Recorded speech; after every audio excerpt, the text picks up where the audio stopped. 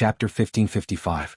After walking for an unknown period of time, Arbor's vision blurred, and her body was involuntarily pulled down by a force. Screams and cheers mixed with all kinds of mocking laughter sounded in her ears, and the rumbling sound of drums greeted her. All kinds of excited voices instantly surrounded her. Arbor flashed in the air, adjusted her posture slightly, and landed steadily on the ground. Looking carefully, she saw that there were two young men and a woman beside her, and their faces could no longer be seen. Because the three of them were in a very sorry state, their outer clothes were almost torn into strips, their expressions were very nervous, and the swords in their hands were trembling slightly. Seeing Arbor appear, the woman's expression changed slightly, and then she shouted at her, "Little girl, quickly retreat. Retreat behind us." Arbor was slightly startled. Looking around, she realized that the place where she fell was actually surrounded by people in a circular arena. The spectators in the surrounding rows seemed to be watching a feast, and they cheered thunderously. Some excited people in the front row even used the sticks in their hands to knock on the railings in front of them, and they screamed, quickly go. Quickly go. Tieske, another little ant from the lower star field has come. My little cuties, quickly use your sharp claws and teeth to tear these ants that crawled out of the cesspool. Oh. Excited screams filled Arbor's ears, causing her to frown instantly, and her heart was filled with displeasure. Noisy. Perhaps seeing that this newcomer was not scared silly by the scene in front of her, the man in the front row was slightly stunned, and then he stood up and laughed loudly. A new round of betting has begun. Everyone, let's guess if these ants from the lower star region will be able to leave our thunderclap plains alive this time. Ah. Oh. Everyone in the audience roared excitedly. Their eyes were burning with excitement, as if they didn't mind watching a good show. The two men and the woman looked at each other and took a deep breath. One of the men said, "Princess, if there's a chance later, take His Highness away first." "No. Ji Feng, if you dare to die, I will never forgive you." Oh. Loud shouts came from the outer ring, interrupting their conversation once again. Ah, what a princess. Let me tell you, entering the territory of our Shantian prefecture. You can stop calling me Her Highness from the lower star field. We only have the prefecture lord here. Only the mercenary king. Whoever is strong will be in charge. Oh. So. An arrow instantly pierced into the mouth of a man who was yelling loudly with the speed of a clap of thunder. It pierced through her throat and pinned her to the back of the chair. Everyone stared at the man who had been nailed to the back of the chair by an arrow with shock and disbelief in their eyes. Following that man's extremely shocked gaze until his death, he looked towards the opposite arena. A little girl in plain clothes put away the bow in her hand expressionlessly and glanced at them coldly. Noisy. The crowd was in an uproar. Chapter 1556. Fuck. An ant from the lower star domain actually dares to be so arrogant? An accident, this must be an accident. That punk must have been careless for that stoic-faced girl to seize the initiative and take his life. That's right. That must be it. None of Shantian Prefecture's citizens dared to believe it. It was simply impossible for someone from the lower star domain, who had just set foot in Shantian Prefecture, to have such great martial strength.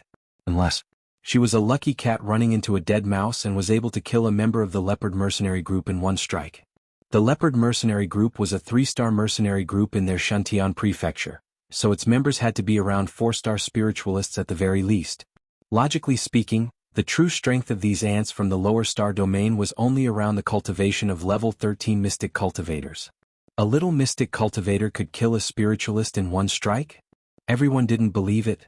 They only felt that their eyes were playing tricks on them, and that unlucky fellow from the Leopard Mercenary Group was nailed to death by an arrow.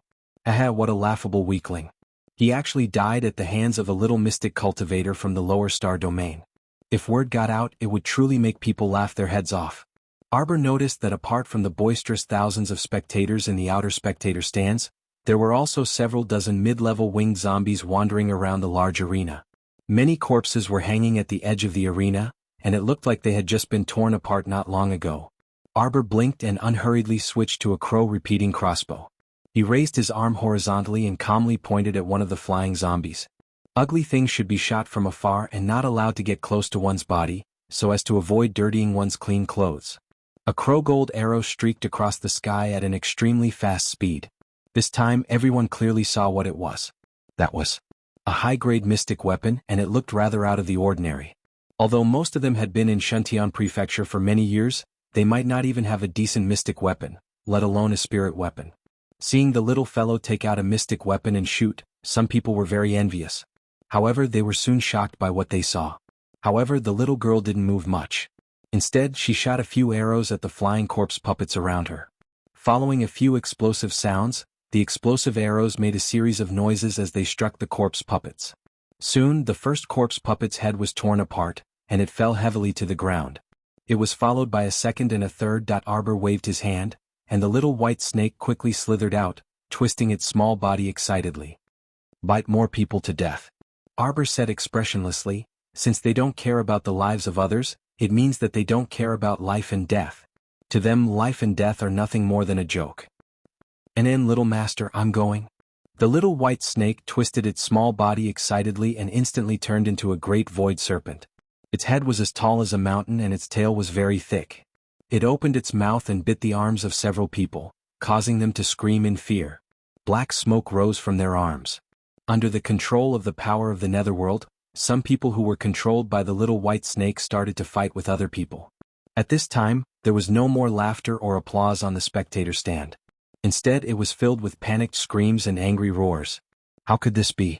The arena was in chaos. Chapter 1557. Why did that expressionless little girl from the lower star domain suddenly attack people? Many people in the back row couldn't even be bothered to watch the show. For their own safety, they hurriedly turned around and ran. What kind of joke was this? Previously, when they were toying with those people from the lower star domain, they watched them fight with the corpse puppets on the arena. That wasn't dangerous at all, which was why so many people bought tickets and came to watch. But it was different now. The targets of enslavement had changed to them. How could they continue to happily carry on? Moreover, there were thousands of spectators who bought tickets to watch the battle between humans and corpses. How boring was this? Arbor's lips curled up slightly. She walked leisurely to a middle-aged man. He was the one who sat in the front row seat just now. He looked like the person in charge of this arena. At this moment, that man had already been beaten up by his companions. As the little white snake released its power of the netherworld, more and more people joined their side. This person in charge had been having a headache since the beginning. The battle between humans and corpses was supposed to be exciting, but the spectators were about to be beaten to death. Naturally, he was in a very bad mood. However, when Arbor dragged him to her side and kicked his head, his mood became even more depressed and uncomfortable. Stop. Miss, I admit defeat. So what if he admitted defeat? Even if he admitted defeat, he would still be beaten. Arbor didn't say another word. She stomped her little foot firmly on his face a few times. Tell me, how do you want to die? I can fulfill your wish no matter how you want to die. The middle-aged man trembled all over. This miss, let's talk nicely. Arbor didn't think there was anything to talk about with someone who harbored ill intentions towards her. If not for her great skill and courage, she would be the one being treated like a monkey for everyone to admire. These people deliberately circled the arena and attracted so many corpse puppets just to watch the people from the lower star domain put on a good show. If she was weak, she would be like those people in front of her, hanging on the railings in tatters and being bitten off by corpse puppets. How could such people be forgiven for harming the weak for their own pleasure? Don't kick my face, girl, don't kick. I can provide you with spirit coins. How much? Arbor asked coldly. Spirit coins are probably the currency used in the 6 prefectures continent, probably made from spirit stones. Although she had a lot of spirit stones, she didn't have a single spirit coin. If she wanted to travel around the 6 prefectures in the future, spirit coins would naturally be indispensable. Since someone was so tactful and wanted to offer her spirit coins, she naturally wouldn't refuse. The middle-aged man seemed to have experienced the little stoic's terror, and he licked his lips and said with a smile, 2,000 spirit coins. To be able to provide it to your excellency, hee. Bang. Arbor stomped down, and the 2 men and 1 woman beside him felt their faces hurt. The middle-aged man screamed and cried, Don't step on my little granddad. 20,000 for 2. I have 20,000 spirit coins here. I can give them all to you. Arbor picked him up from the ground and slapped him without saying a word. Are you trying to dismiss a beggar? The 2 men and 1 woman. That middle-aged man really cried this time, grieving terribly. Chapter 1558. He suspected that he might not have looked at the almanac when he left the house today. Otherwise, how could he have run into such a malefic star? Arbor pulled up the middle-aged man with a long face and said coldly and indifferently, "Just now, I saw that you looked like you were in charge. Gambling isn't a day or two, so you should have earned quite a bit." After her analysis, she increasingly felt that what she said was very reasonable. Thus, she nodded at herself and said coldly, "Hand over everything in your inner world or die." When the word die came out of her mouth, the middle-aged man felt that the girl in front of him wasn't joking. That cold and sharp gaze, coupled with that stoic expression, truly made one's heart tremble and exclaim in awe. "Miss, I really don't have more than 30,000 spirit coins in total," that middle-aged man cried pitifully. "I swear I absolutely won't deceive Mississippi." "You swear? What's the use of swearing?" On the side, the extremely disheveled princess couldn't help but scold, "Little girl, don't believe him. This person has no integrity to speak of. Those people all died in his hands. We absolutely can't let a tiger return to the mountain." "That's right. Otherwise there will be no end of trouble in the future." Following the direction that Princess pointed, Arbor looked again at the dozen or so tattered bodies hanging on the railings. The princess couldn't suppress her grief and indignation. Perhaps they didn't expect that their party would encounter such a huge crisis on the first day they happily came to Shantian Prefecture. Arbor turned her small head again, and her cold and lonely gaze landed on that middle-aged man. "Are you going to hand it over or not?" If he handed it over, it would save her some trouble. If he didn't hand it over, she would still have to search his inner world. How troublesome. One had to know that after consuming the Xuanji core in her body for such a long time, her cultivation and spiritual senses had improved slightly. Her cultivation had already officially entered the phenomenal success stage of level 14 Mystic Cultivator. Her spiritual senses had broken through to level 4. Her conscience couldn't be mentioned in the same breath as other people's. In terms of cultivation alone, her cultivation was naturally lower than this middle-aged man in front of her. However, in terms of spiritual sense, he was much stronger than the man in front of him. The consciousness of the man in front of her didn't even surpass the 10th level of the profound realm. If she wanted to take away this idiot's inner world, it would be a matter of minutes. However, based on the principle of not making a move if she could be lazy, she still hoped that the middle-aged man would obediently hand it over so that she wouldn't be bothered. However, after waiting for a long while, the middle-aged man took out a bag filled with 30,000 spirit coins from his inner world. Apart from that, there was nothing else. Arbor's eyes flashed with a sharp light. He kicked the man's calf. "You asked for it." After saying that, he moved his spiritual sense and suddenly attacked the opponent's consciousness pool. He directly opened his spiritual eye and scanned the thief's inner world. The corner of his mouth held a trace of coldness. "Ah!" The middle-aged man had a splitting headache as he held his head. He felt as if his conscience had been torn apart by someone, and everything was starting to go out of his control. No. Before the middle-aged man fainted, his eyes were about to pop out of their sockets when he saw the items in his inner world all fall to the ground with a pitter-patter sound. He wasn't the only one who was stupefied. The 2 men and 1 woman watching from the side also gaped as they looked at Arbor in disbelief. Chapter 1559. What was going on? Then that huge pile of resources on the ground was it? Was it the middle-aged man's inner world? How was that possible? Could this little girl with a stoic face be a pervert? How could a normal person open another person's inner world? Not to mention forcefully opening another person's inner world to conduct a search. Arbor squatted on the ground expressionlessly as she looked at the huge pile of items in front of her. "Big liar," she said coldly. There were clearly 10 bags of spirit coins on the ground, with a total of about 300,000 spirit coins. That middle-aged man was only willing to give her 1 bag, and it was only 30,000 spirit coins. Where was his shame? He was crazy. He still wanted to cheat Jojo? Was Jojo so gullible? He had brought this upon himself. He had no one to blame but himself for seeking his own death. Miss Chow took the 300,000 spirit coins and picked through the pile of items again. She kept some useful materials and elixirs that caught her eye. Most of the items were useless trash in her eyes. The elixirs among them were at most high-grade mid-grade blue vein elixirs. They were far inferior to the high-grade purple vein elixirs she had on hand. They weren't of much use to her, so Arbor turned to look at the 2 men and 1 woman beside her. "You can take them all. Take it as compensation from this person," the little girl said to them seriously with a stoic face. The woman was stunned. She looked down at the huge pile of items on the ground and looked up at the little girl in a daze. Sure. The elixirs and mystic weapons on the ground were very valuable. but Miss Chiao didn't care at all. The highest grade mystic weapon on the ground was only level 8. And the lowest grade mystic weapon that the giant ape had given her was level 12. How could she care about this junk? I am Bai Xiao from Siyuan Star. This is my younger brother, Baisha. My fiancé is Ji Feng. The woman cupped her hands. Little girl, there are too many things here. Why don't you take some more? Arbor shook his head. Take it. Although it's all junk and not very useful, don't waste it. The three of them looked at each other. Bai Xia from Siyuan cupped her hands and said to Arbor, May I know where you are from? Could it be that this lady wasn't from the lower star field? He had heard that the resources in every lower star field were similar. Why did he feel that the young lady in front of him was looking down on the treasures on the ground? To them this was a very rich supply. Seekong Planet Arbor. She nodded at the woman with an indifferent expression, then turned to look below the arena. At this time, the crowd on the viewing platform had already scattered like birds and beasts. Not a single person was left. Bai Xia from Siyuan Planet gazed at Xiao Mu in a daze, continuously pondering over Xiao Mu's earlier words. Seekong Planet?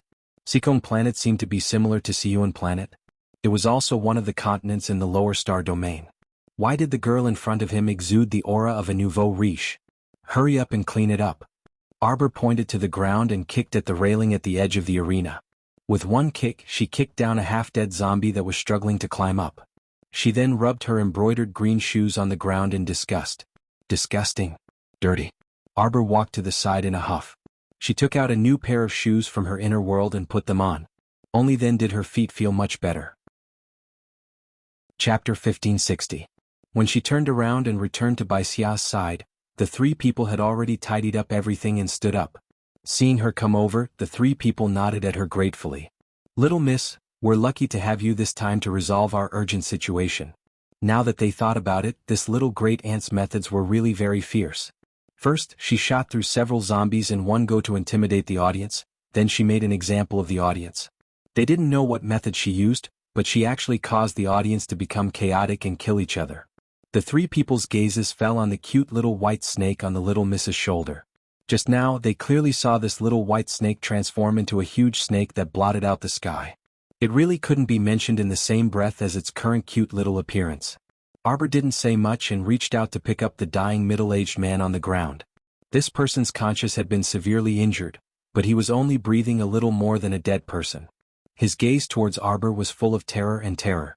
You should have some connections to be able to set up a restriction at the lower star domain and the Shantian Prefecture's passageway. Arbor asked with a frown. Speak, what's your relationship with the Shantian Prefecture's prefecture lord? Fresh blood oozed from the corners of the middle-aged man's mouth. It looked like he was already gasping for air and wouldn't be able to hold on for much longer. Arbor didn't really want to know who gave the middle-aged man so much power to set up a fighting ring here. In the entire Shantian Prefecture, apart from the prefecture lord, the people with the greatest power were the prefecture lord's people.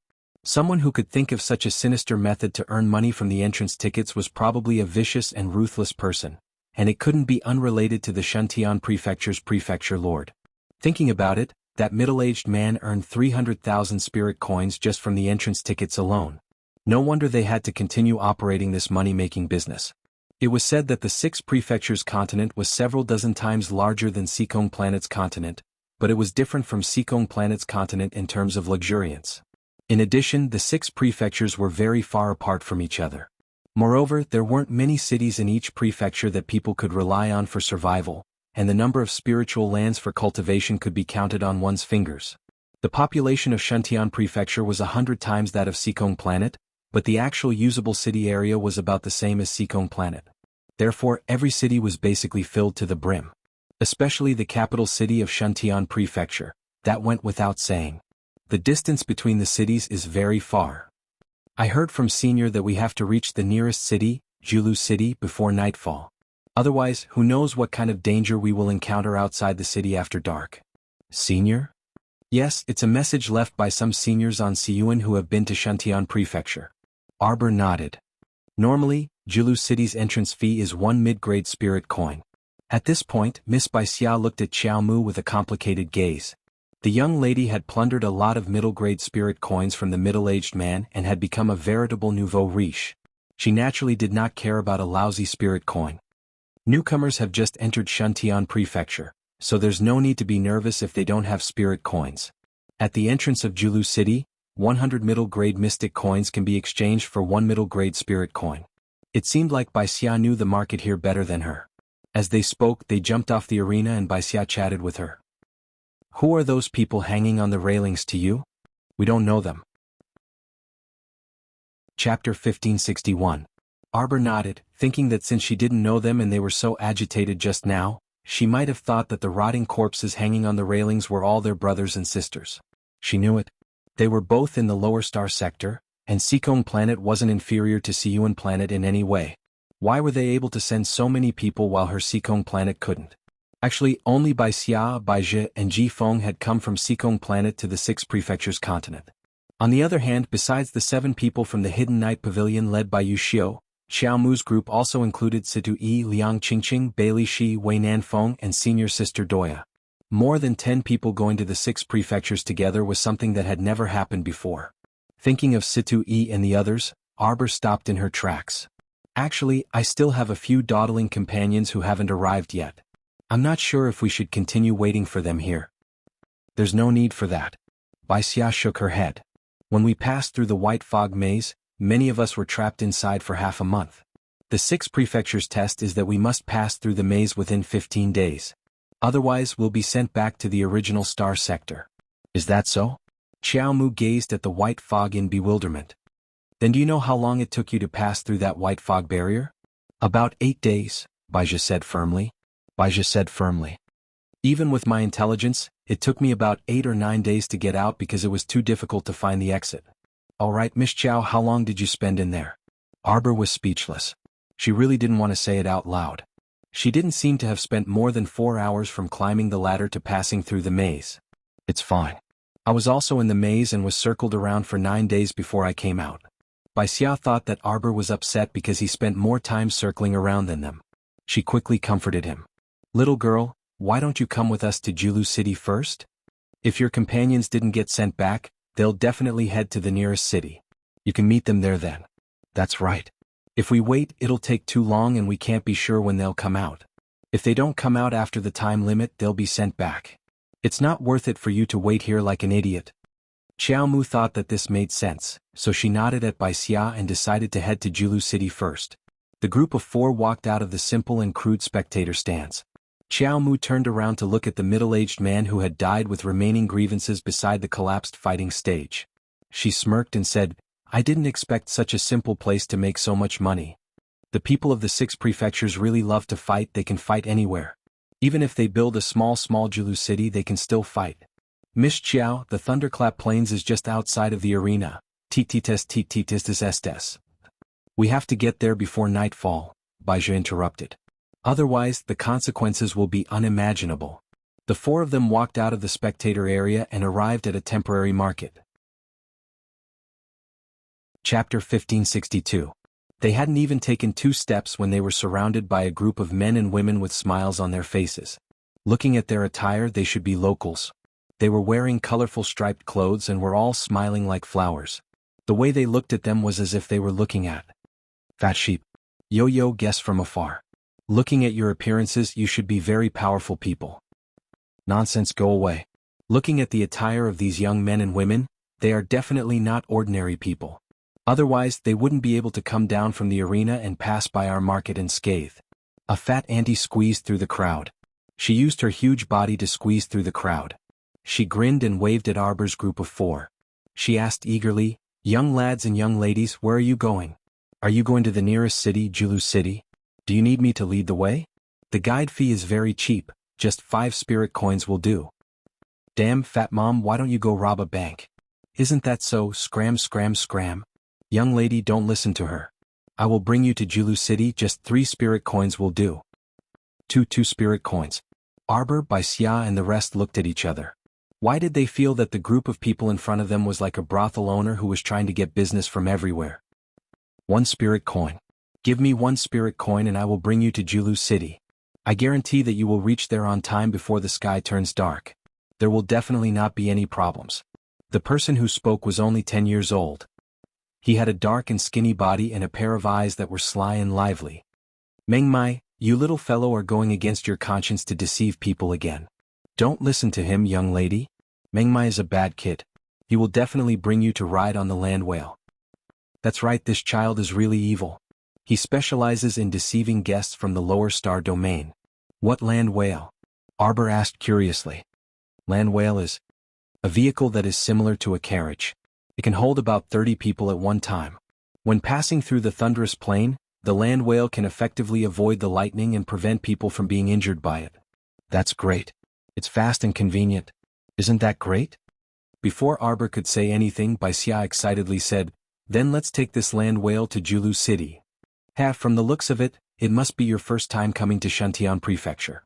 Auntie, let me tell you that land whale can't afford to sit on it. Every time he rode a land whale he would have to pay 2 spirit coins per minute. It's not a matter of how many spirit coins you'll be given based on the distance you've traveled. Right. In other words, if you stay on the land whale for an hour, you'll have to pay 120 mid-grade spirit coins. So expensive. Baixia looked at the auntie in shock. That's right. With one hand, the middle-aged woman pulled the skinny, dark-skinned boy to the side. She quickly put her hands on her hips and said, It's still worth it to give me 3 spirit coins. I will bring you to take a shortcut and guarantee that you will reach the city gate before sunset. As she spoke, the middle-aged woman grinned and kept looking at Arbor and Baixia with a smile to show her sincerity. However, Arbor reached out and pulled the skinny, dark-skinned boy in front of him. Lead the way. Everyone was speechless. Don't wait for me. Wake up and make up for it tomorrow morning. Chapter 1563. To Tycoon Xiao, spending 120 spirit coins for an hour was nothing at all. As long as he could save some time, it didn't matter how much money he had to spend. That was why Arbor picked up the skinny black boy and led the way without hesitation. As long as they could settle down in Julu City earlier, money wasn't a big issue.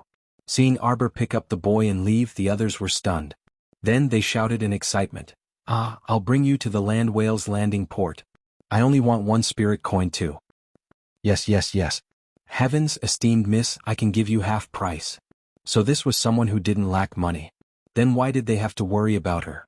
Xiao Mu turned a deaf ear to the motley clamor of people vying for business. She directly picked up that dark and skinny boy and went far away. The boy, on the other hand, looked up at Arbor nervously when he heard the crowd's clamor. He was afraid that she would abandon him and let the guy who offered half a spirit coin lead the way for them. Baixia and the other 2 from Siyuan hurried to catch up.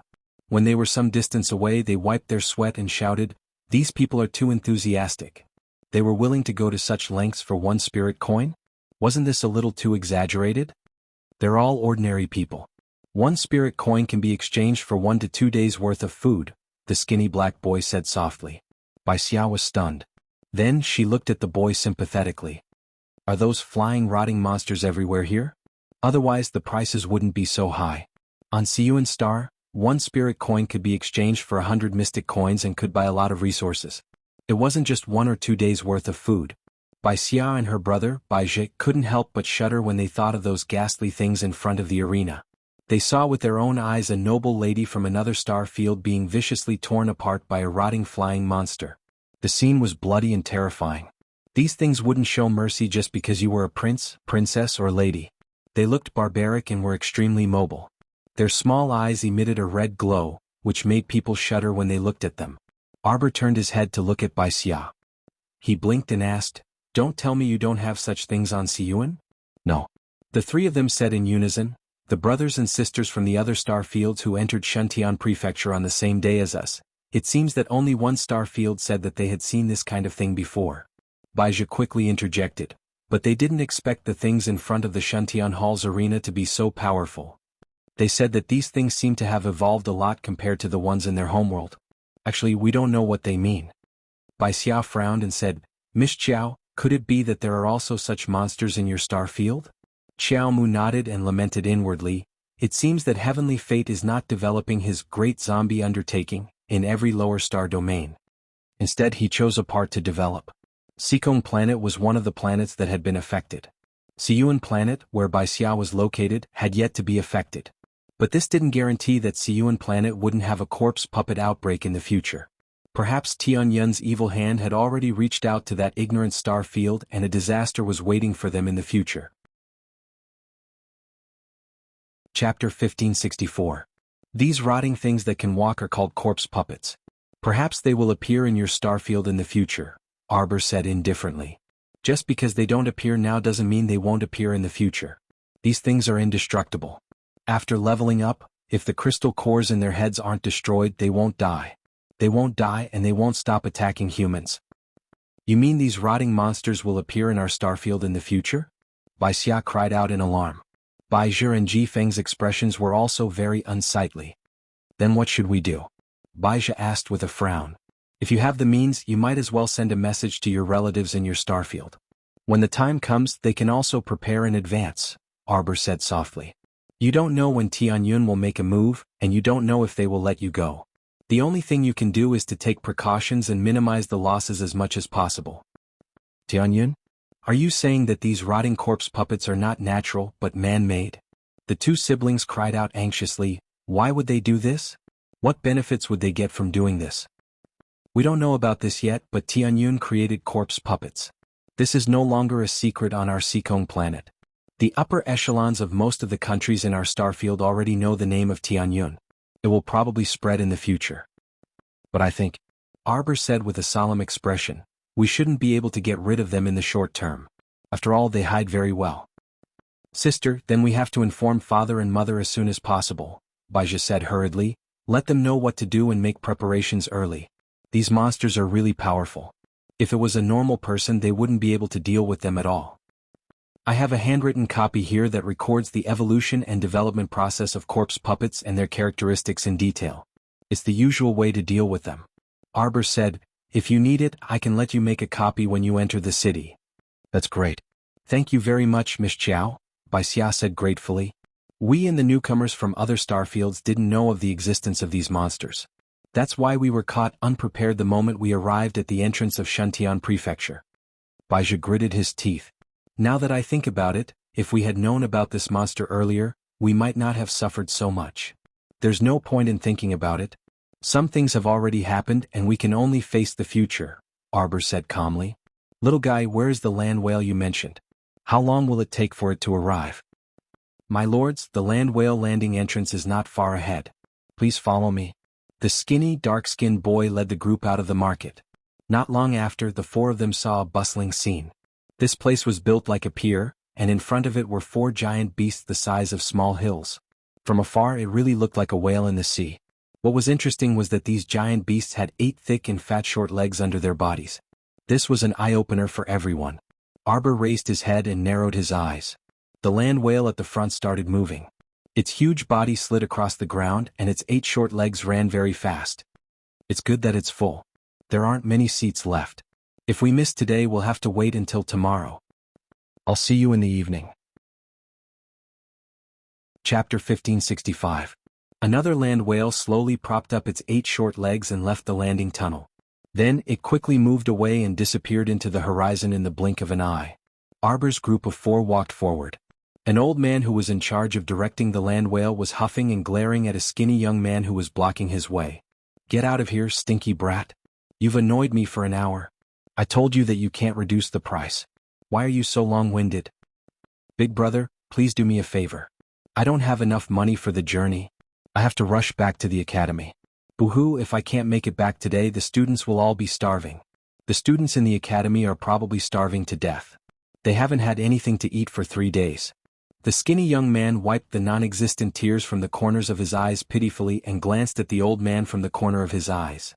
Are you the purchasing master of the academy's cafeteria? Which academy are you from? The old man asked. I'm an instructor of the water spirit department from a top-tier academy outside Anka City. I'm not a purchasing master of the cafeteria. The skinny instructor looked at the old man awkwardly. The old man looked at him suspiciously as if he had never heard of the top-tier academy. If you want to go to Anka City, you'll need 2 hours and at least 200 spirit coins for the journey. This is the cheapest one.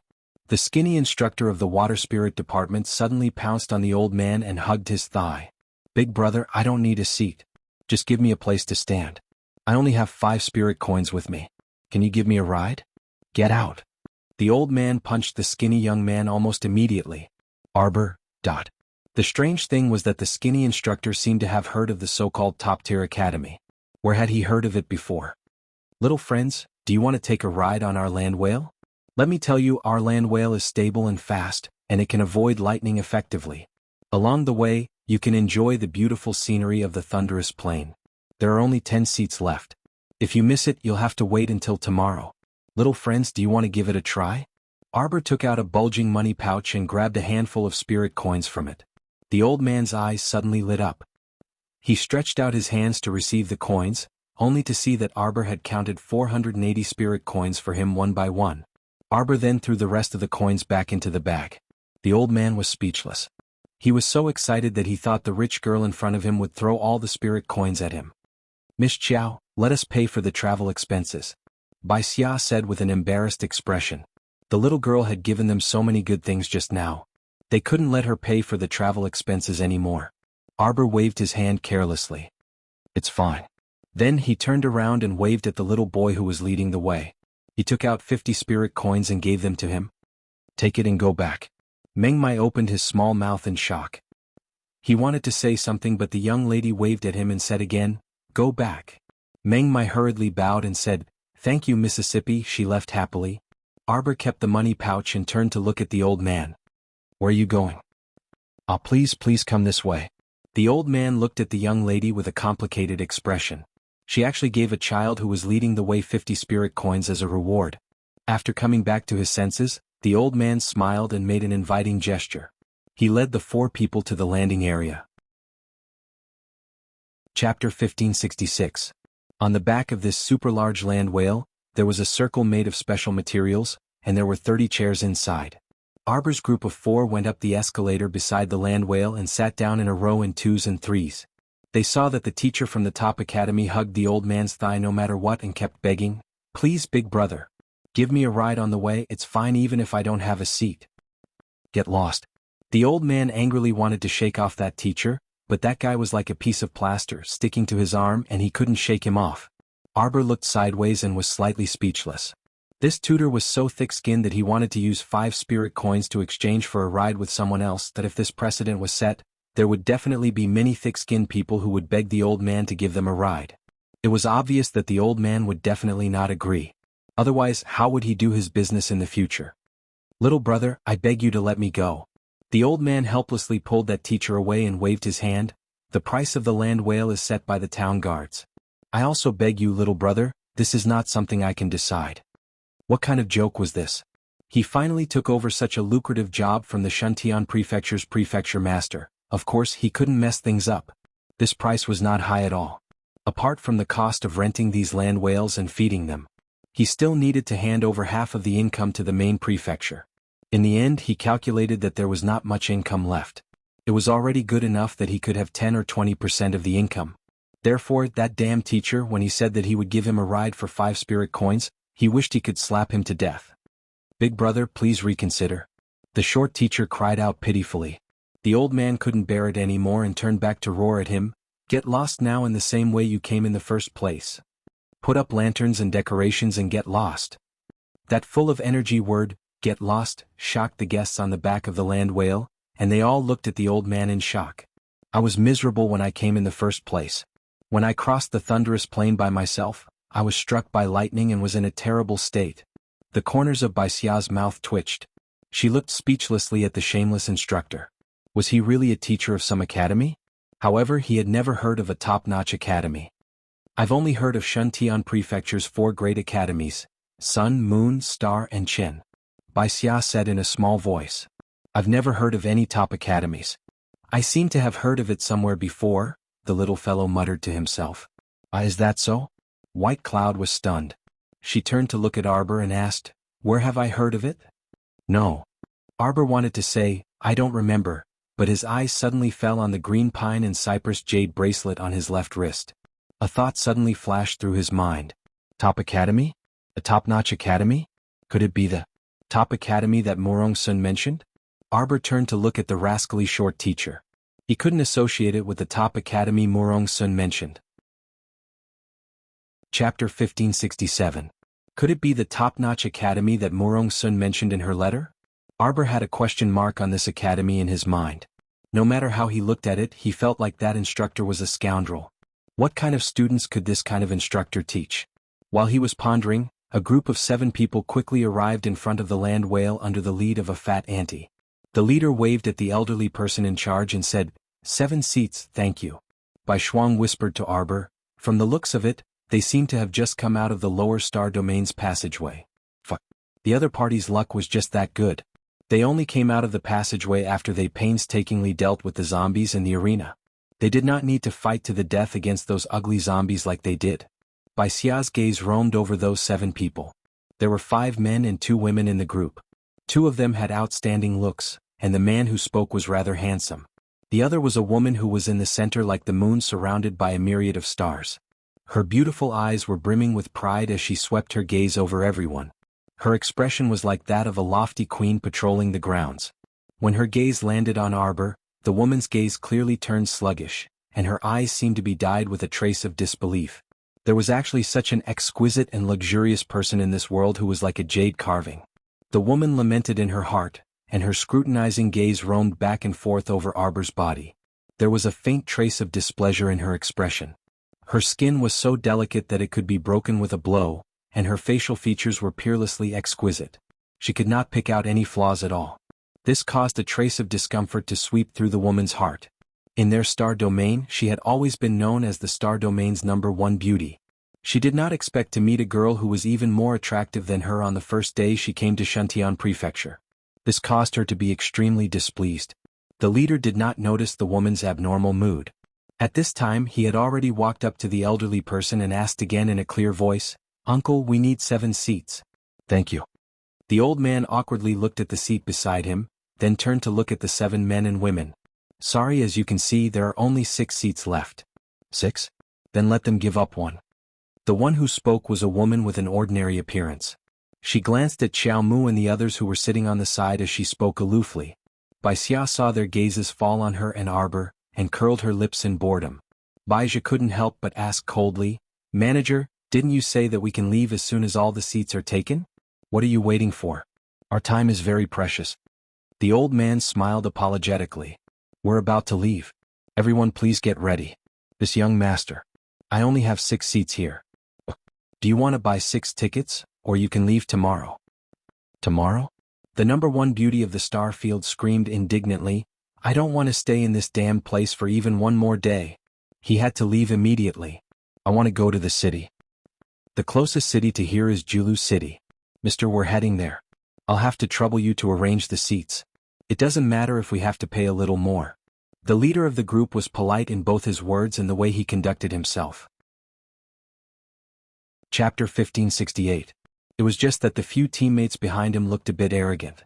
Especially that ordinary-looking girl. After looking around, she pointed at the short instructor from the top academy and said, "You, give up your seat. How about I give you double the price?" The short instructor hesitated for a second and then pretended to shake his head. "That won't do. I'm in a hurry to go back and cook for my students. They're starving to death." Arbor really wanted to ask this instructor, "Do you have a seat? How can you continue with such a coherent sentence?" The ordinary-looking girl took out a bulging money bag and casually threw it to the short instructor. "There are 500 spirit coins here, give up your seat to us." "Okay." The short instructor replied in an unusually loud voice and then waved his paw at the old man. "Big brother, then I'll go first. Actually, it's nothing to be struck by lightning all the way. It's healthier to be struck by lightning. It's pretty good." After the instructor finished speaking, he jumped off the land whale without looking back and really rushed towards the thunderous plain alone. Soon, everyone heard the sound of thunder not far away. It seemed that the instructor had activated the heavenly thunder mode after entering the thunderous plain. Arbor only felt that the heavenly thunder was rolling. That guy looked unreliable and greedy. It seemed that he was very different from the instructor from the top academy in her mind. The instructor from the top academy in the little girl's mind had a sage-like demeanor with one hand behind his back. He stood on the blazing lava mountain range and looked up at the night sky dotted with cold stars. But this cheating instructor in front of her seemed to be completely different from that lofty image. He was just a swindler. "Okay, we have 7 seats now." The ordinary-looking girl turned her head and roared at the old man who was stunned on the spot. "Arrange the seats, why are you standing there in a daze?" The old man was probably so angry that his lips were trembling. He calmed down and said in a low voice, "Miss, you just gave that instructor from the top academy a big bag of spirit coins, but it's completely useless. He's a swindler. He didn't buy a seat at all. You gave him money, but what can he do? The ordinary-looking girl was dumbfounded. After a few seconds she couldn't help but scold, "You damn old man, why didn't you say so earlier? You waited for him to leave before telling me this?" The old man also had an aggrieved expression. Just now, Miss moved extremely fast and threw a money bag to that person. "It's too late for me to stop you." The old man still felt extremely aggrieved. Was there anything more ridiculous than this? That instructor from the top academy, how could he openly reach out and take the money bag? It really made people speechless. "I don't care, you have a seat," the girl said unyieldingly. "Tian Tian." The captain frowned slightly. "You give up your seat." "The woman's?" Then she pointed at Arbor and said, "You give up your seat." Arbor's gaze sharpened. Before she could react, the 7-person team's leader quickly reached out and stopped the girl. He nodded at Arbor and said, "I'm sorry, little girl. It's my team member who acted abruptly. I'm going to sleep. I'll make up for it tomorrow morning." Chapter 1569. If you know that your team members are unreliable, then you should take good care of them. Don't let them go around biting people. Bai Xia rolled her eyes in annoyance. The leader of the 7-man team, Su Hao, cupped his hands apologetically at Bai Xia and the others. He then turned to the ordinary-looking woman and said, "Fourth princess, how about we set off together tomorrow?" That's right. The old man heaved a sigh of relief and smiled. "As long as you make an appointment, there will definitely be seats available tomorrow." "No way." Fourth Princess Lu Tiantian said angrily. "Why should I go tomorrow? It's not like I can't afford it." Bai Xia curled her lips and mocked softly, "So you're a princess from some country. No wonder you're so extravagant and ostentatious." But she was the princess of Siyuan Star's Baizi country. In Shuntian Prefecture, there was no distinction between princess and prince. She was just a newcomer to Shuntian Prefecture. She still had to behave herself. What a joke. Princess Lu Tiantian was acting so arrogant and despotic even before she knew the situation, throwing money everywhere. If she met an expert with a bad temper, this Princess Lu Tiantian would suffer. Another beautiful woman frowned slightly and warned the princess in a soft voice, "Lu Tiantian, you just squandered 500 spirit coins. The spirit coins we have left won't be enough for you to squander for a month." It was quite difficult to gather so many spirit coins in the lower star fields. Only this princess was doted on by the great king. That was why she was given so much for travel expenses. However, all in all, she only had 20 to 30,000 spirit coins. If she used them sparingly, she would be able to last until she entered the academy. If she squandered like this, no amount of money would be enough for her. "Chen Hanyu, how dare you?" Fourth Princess Lu Tiantian angrily rebuked and glared at the beautiful woman. "What? You just left Hongyuan Star and your true colors are already revealed? You don't even address me as your highness anymore?" When Chen Hanyu was on Hongyuan Star, she was often bullied by Fourth Princess Lu Tiantian. She didn't expect that Lu Tiantian would dare to rebuke her in front of so many people in Shuntian Prefecture. She was immediately enraged. It could be said that Lu Tiantian did not have any good feelings towards beautiful women. Right now, her ordinary face was filled with anger, causing Chen Hanyu to be slightly startled. She was just about to bow her head and admit defeat. An iron arm suddenly stretched out in front of Chen Hanyu, revealing a protector's stance. The person who came was a young man with a square face. When he saw Chen Hanyu's lowered eyes and aggrieved expression, he glared at Lu Tiantian and said, "You better watch out, Lu Tiantian. Do you think this is still Hongyuan Star? Make sure that this is Shuntian Prefecture. Once we're here, we'll start from scratch. There's no such thing as a princess. Prince Consort you." Lu Tiantian's eyes immediately turned red from anger. Bai Xia and the others were sitting at the side. Their eyelids twitched as they watched. It turned out that this square-faced young man was the prince consort of the fourth princess, Lu Tiantian. But why was the prince consort acting like he was protecting Chen Hanyu? The leader of the 7-man team, Su Hao, quickly stepped forward to smooth things over. All right, Su Bang, Chen Hanyu. We're all in the same team, so let's not quarrel. If there are no objections, we will go down first and leave the thunderous plain a day later.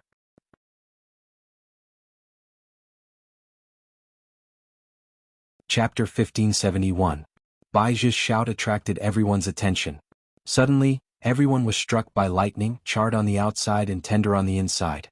At the far end of the thunderous plains horizon, a short man was racing with lightning. With a roll, he quickly dodged a bolt of lightning. Then he suddenly jumped up. His movements were vigorous and brave. He rolled again and rolled again. Roll, roll, roll. Roll. Arbor looked at this funny instructor and couldn't help but twitch his mouth. Baixia couldn't hold it anymore. She slapped her thigh and laughed. Oh my God. Am I seeing things? At this moment, more than half of the 30 passengers on the land whale were laughing too. You're not seeing things.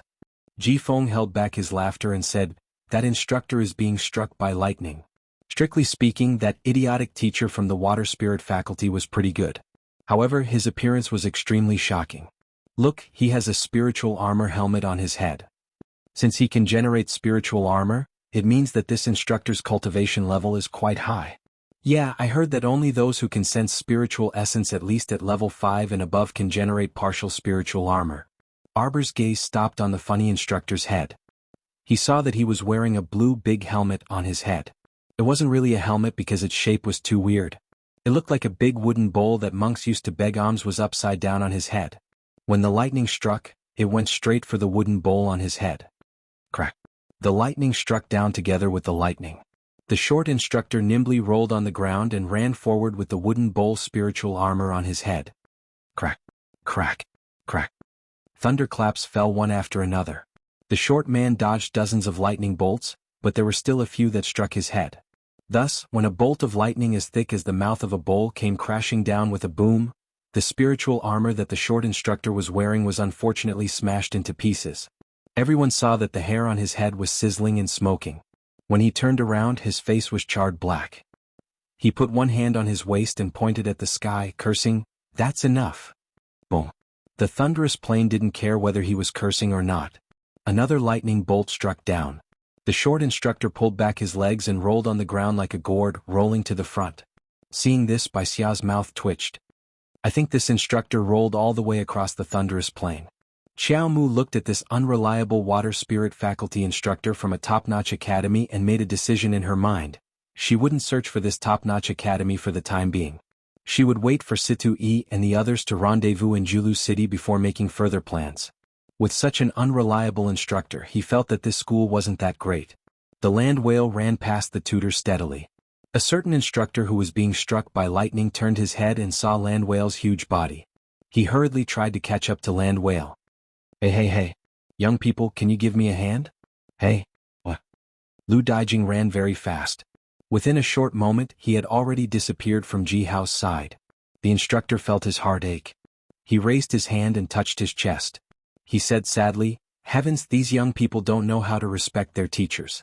How dare they treat me like this?" Seeing that another bolt of lightning was about to strike down, the instructor hurriedly ran forward. Chapter 1572. At dusk, the group arrived at the gate of Julu City. The city was huge. The walls were built with huge beige rocks. The city gate alone was hundreds of feet high. The people standing under the city gate looked very small. When Arbor and Baixia arrived at the gate of Julu City, they happened to run into a traffic control. A group of people lined up outside the city gate. There were 2 rows of energetic guards with long spears in their hands. They looked like they were waiting for someone important to pass through. Baixia couldn't help but pull on a passerby and asked softly, "Sister, can I ask you something? What's everyone doing here? Why are you all stopped at the gate? Look at how tired you are. You must have come from afar to enter the city." The middle-aged woman that Baixia called sister smiled at Baixia. "Actually, it's not like this usually. But today, I heard that the beautiful fairy from the Palace of Cold Blood is visiting. City Lord Hua will welcome them personally, so we can't pass for now. Everything will be fine after the beautiful fairy and her group pass by." Li Rin? A girl's voice came from behind Baixia. It was a round-faced girl who was sitting on the same land whale as them. She was about the same age as Arbor. Her cheeks were round and chubby and her body was a little round. At this moment, the little girl was biting her finger and drooling with a strange expression. Xiao Mu turned around to look at her. Based on her nature of understanding foodies, she immediately understood that this round-faced little girl was not talking about some beauty, but chestnut kernel.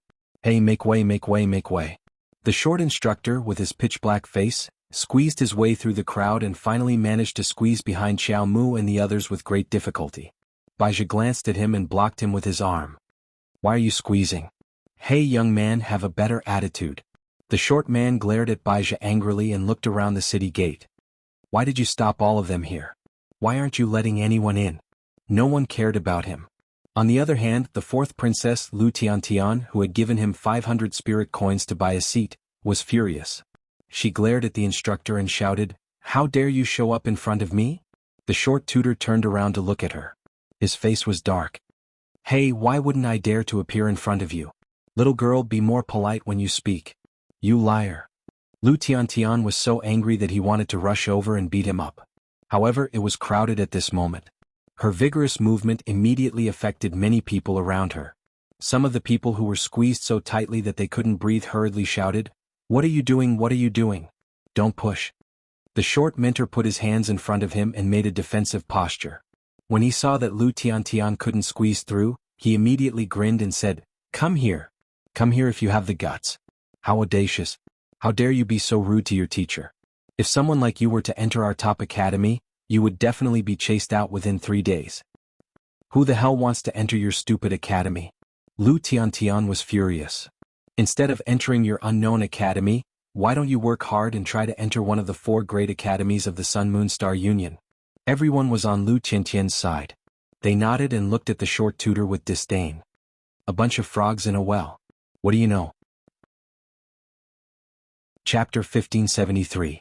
Back then, when our top-notch academy rose to prominence, who knows where those 4 great academies of sun, moon, and stars that you speak of were? The short instructor harumphed. I'm telling you, don't be unconvinced. Our top-notch academy is extremely famous in the entire 6 prefectures continent.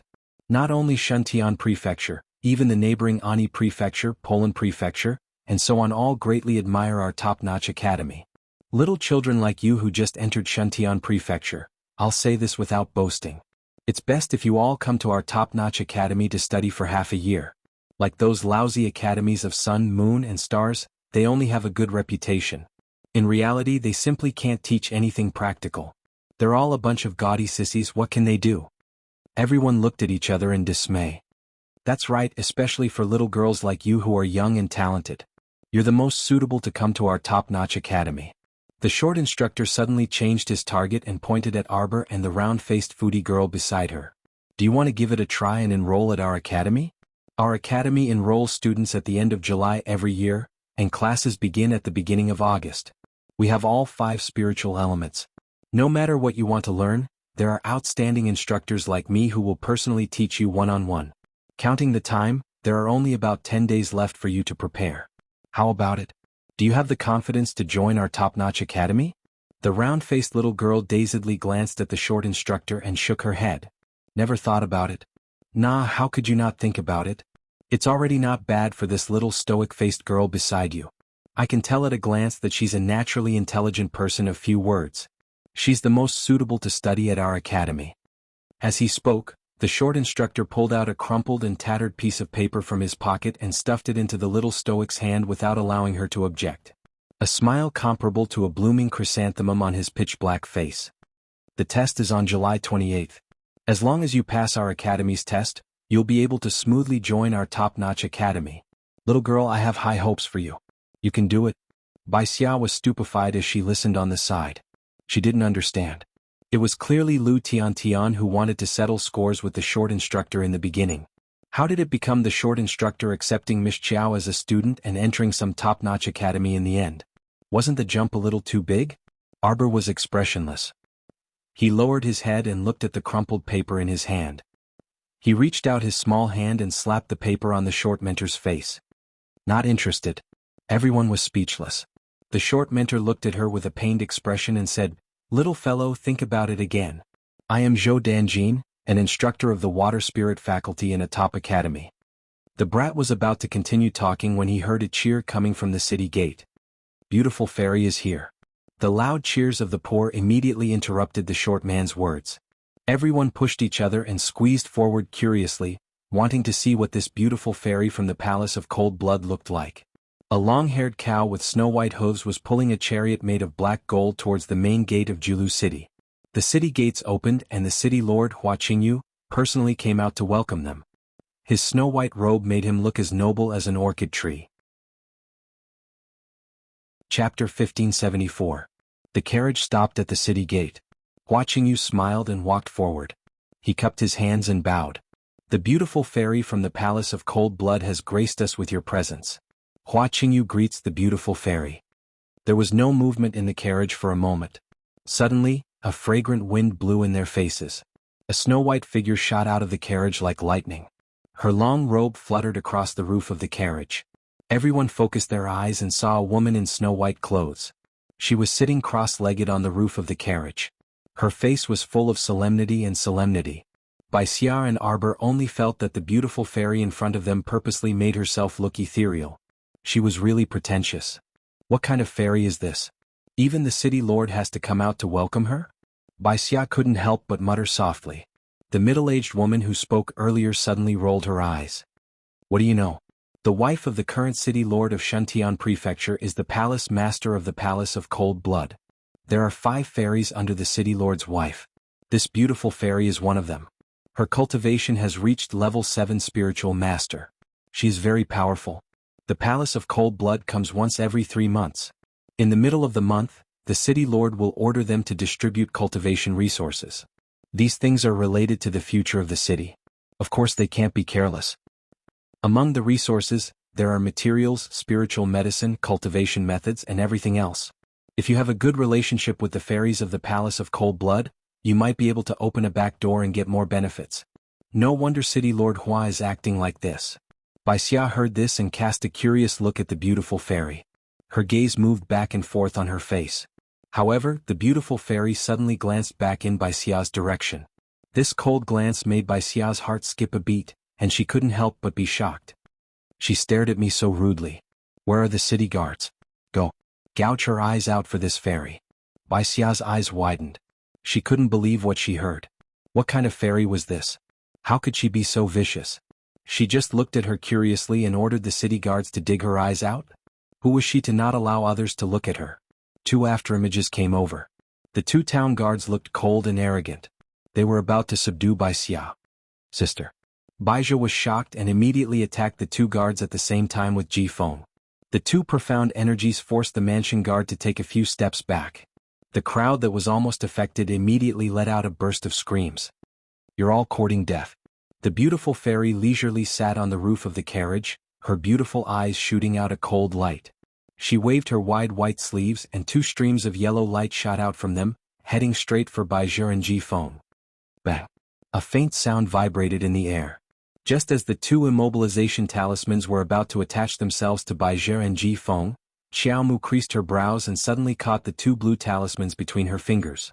In just a moment, the 2 blue talismans were crushed into powder in her hands and dissipated with the wind. Baixia and Ji-Feng, who were not affected by the body-securing talisman, managed to land a palm strike on the 2 town mansion guards, knocking them back a few steps. The beautiful fairy's eyes immediately narrowed.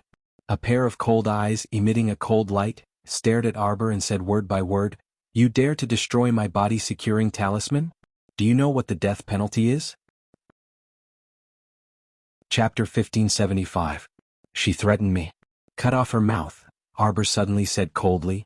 A small white snake twisted its delicate body, and abruptly leaped up from Xiaomu's shoulder. In the blink of an eye, it transformed into a giant python and opened its mouth to bite at the beautiful fairy on top of the carriage's roof. The fairy was shocked. In order to avoid the sudden appearance of the giant snake, her body suddenly flipped backward and rolled down from the roof of the carriage. At this time she couldn't care less about her image. She only felt that if she didn't avoid it quickly, the snake's huge mouth could tear her head off with a crack. Terrifying. Where did this giant python come from? Why did it suddenly appear at the city gate? The beautiful fairy didn't have time to think about it. After a crisp crack sound, a ferocious snake head suddenly forced its way through the carriage she was sitting in. The entire carriage seemed to be wrapped around the snake's body. The giant snake slithered out of the carriage. Its eyes were extremely fierce, and it once again spat out a mouthful of black mist at the beautiful fairy. "Young lady, please show mercy." Hua Qingyu, who was watching from the side, was shocked and hurriedly scolded her. Unexpectedly, it would have been better if he hadn't scolded her. As soon as he scolded her, the little fellow's fierce eyes looked at him. When the 2 of them looked at each other, Hua Qingyu only felt his heart skip a beat. His whole body was stunned. This pair of ice bead-like eyes was really too cold. It made his whole body tremble involuntarily as if he had fallen into an ice cellar. "Eat her." Arbor's expression was cold as he issued a ruthless order. The small white snake roared and twisted its head, biting toward the beautiful fairy's head. Crack. The four walls of the carriage were bitten into pieces by the small white snake. The broken wood shavings were like powder flying in the air. The few long-haired cows were already scared out of their wits. All of them crouched on the ground, not daring to move at all. Ah! The beautiful fairy reacted and continuously stretched out the defensive talismans. However, these defensive talismans were like tofu. Under the black mist of the great void netherworld snake, they were broken inch by inch. Miss, please be merciful. That's enough. Hua Qingyu braced himself. He tapped the ground with the tip of his foot and suddenly flew towards the beautiful fairy. Arbor's eyes suddenly turned cold. In the blink of an eye, 5 blue talismans appeared in his hand. 5 fire talismans were thrown at Hua Qingyu at the same time. From the moment the talisman was activated to the moment the fire spirit exploded, the entire city gate was illuminated by a series of flames. Almost everyone was stunned. Boom! The fire spirit talisman blasted a hole in the city gate. Rubble fell from the sky, and Hua Qingyu's expression changed. You! Arbor frowned. Suddenly he took out 5 fire talismans and threw them all down. Boom! Boom! Boom! Explosions filled the entire city gate. The overflowing power of the fire talisman pushed down the lawn in front of the door, revealing the bare soil inside. The onlookers all scowled miserably and retreated one after another, fearing that they would be implicated. Fortunately, the fire spirit talisman only attacked Hua Qingyu. In order to prevent Hua Qingyu from getting close to the beautiful fairy to help, Arbor threw out 10 fire spirit talismans. Seeing Hua Qingyu's expression change slightly, he still didn't give up and flew towards the beautiful fairy. Arbor's eyes sharpened. He suddenly took out a handful of 50 fire spirit talismans. Chapter 1576. Hua Qingyu's eyelids kept twitching, and his heart also thumped non-stop. It couldn't be, right? The 50 fire spirit talismans simultaneously flew up and circled around the city gate before flying toward Hua Qingyu. Hua Qingyu's eyebrows could almost squash a fly to death, and he couldn't help but roar, Don't! Please stop, my great aunt. Boom boom boom boom boom. Everyone was stupefied. The violent and explosive sound rapidly attracted all the cultivators in the city. They all rushed towards the city gate in unison. Everyone had a bad premonition in their hearts. Zombies were attacking the city. Zombies were attacking the city. Cough cough cough cough. Hua Qingyu reached out to brush away the thick smoke in front of him. His face went from shock to numbness and now, calmness. A little girl from the lower star field who looked like she was only 14 or 15 years old was so extravagant. She casually threw out a handful of fire spirit talismans, and her net worth could easily surpass that of a city lord like him. How could he endure this? The little stoic glanced coldly at City Lord Hua and suddenly raised her hand. Just as City Lord Hua's eyelids twitched wildly, she abruptly fished out a large handful of fire spirit talismans. City Lord Hua glanced over, and he basically couldn't count how many talismans there were. Don't move. City Lord Hua suddenly screamed with a black face. Calm down, my great aunt, calm down. I won't move and you also won't move if I don't move. City Lord Hua's originally handsome face was blackened by the smoke emitted from the explosion of the fire spirit talismans in front of him. At the same time, without City Lord Hua's obstruction and help, the little white snake's tail suddenly coiled around the beautiful fairy. Without a second word, it slapped her face down onto the ground. Hua Qingyu only felt his teeth ache and balls ache. When he saw the large snake coiling the beautiful fairy up from the shallow pit, he hastily glanced at her and then silently mourned for her in his heart. It was too tragic. Her face was practically flattened by the large snake's slap. Bleeding from the forehead, nose and mouth was no longer a big deal. The most important thing was that the beautiful fairy's nose was probably crooked, and the bridge of her nose was slanted to one side. His mouth was also completely broken, and there were many broken teeth in his mouth falling to the ground. Bai Xia, who was standing at the side, was also scared silly. She looked at the scene in front of her in a daze and secretly swallowed her saliva. Then she swallowed again. She stole a glance at Miss Qiao and pursed her lips. Then she shifted her gaze to the extremely miserable beautiful fairy. The beautiful fairy, who had arrogantly wanted to dig out her eyes just a moment ago, was now like a dead fish on the verge of death. The short instructor, Zhou Danjin, suddenly slapped his thigh and shouted joyfully, "Amazing! The student, may I know your name? Our top academy welcomes you with open arms. This mentor felt like he was from some evil cult, and he was trying to recruit people into his cult. I said I'm not interested, Arbor said coldly. It's fine, it's fine. Even if you're not interested, you can still cultivate your interest. No matter if it's towards people, things, or the academy, if you're not interested in the beginning, it doesn't mean that you won't be interested in the future. Xiao Mu completely ignored this person's nonsensical rambling and directly turned to walk towards the city gate. At this moment, because of the fire talisman, the city gate was filled with burning bonfires. When walking, one had to be extra careful. Chapter 1577. However, these talisman fires were completely useless against her. Walking through the bonfire, Arbor strode forward and headed into the city with a cold expression. Just as the city guards were about to reach out to stop her, they heard Hua Qingyu shout from behind, "Let her go, let her go, let her go. Hey, make way, make way, make way." Instructor Zhou Danjin chuckled and followed Arbor into the city. What a joke. If they didn't leave now, when would they? If they entered the city alone later, wouldn't they have to pay a spirit coin entrance fee? Sister, let's go quickly too. Baizha hastily tugged at Bai Xia, and the two siblings along with Ji Feng also hastily followed. Zhou Danjin stretched as soon as he entered the city, and his dark face was covered in a joyful smile. Wow, he really made a killing on this trip. Not only did he buy food at the small market outside the Thunderclap Plain that was nearly half the price of the food in Anka City, but he didn't even spend a single spirit coin on the round trip, earning 500 spirit coins for free. These 500 spirit coins were finally enough for the academy to spend for a while. This was a windfall. If the vice president knew that he was so capable, he would definitely praise him greatly. Zhou Danjin grinned at the thought of this happy occasion. When he looked up, he saw that the little girl's figure was already far away. He hastily chased after her and stuck to the little stoic like a plaster, saying, "Hey, stoic-faced little miss, let's discuss something. I see that you're also new to Shantian Prefecture. You definitely aren't familiar with this place. How about this, you can study at our top-notch academy for half a year. By then you'll already be familiar with Shantian Prefecture. Hey, little stoic, hey." Before Zhou Danjin could finish speaking, he saw a green vine shoot out of the little girl's hand and wrap around the roof with a whoosh. With a slight push of her wrist, her body lightened, and she immediately rose from the ground, pulling the green vine to the roof. After 2 leaps, she had completely disappeared. "Miss Xiao." Bai Xia chased after her but saw that her figure had already disappeared. She involuntarily stomped her feet in frustration and turned to glare at Zhou Danjin. "It's all your fault, you scared her away. I originally planned to properly entertain Miss Qiao after entering the city." The little stoic surname is Qiao. Zhou Danjin rubbed his black chin and rolled his eyes. "Aren't you guys on the same side?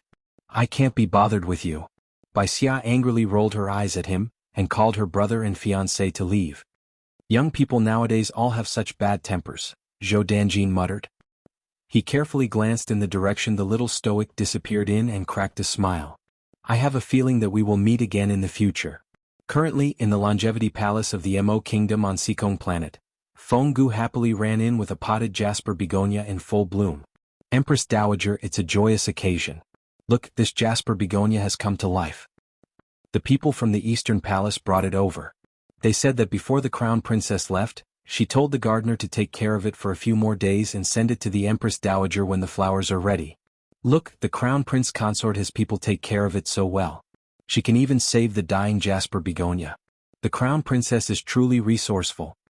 The Empress Dowager nodded with a smile and reached out to gently stroke the green leaves of the jasper begonia.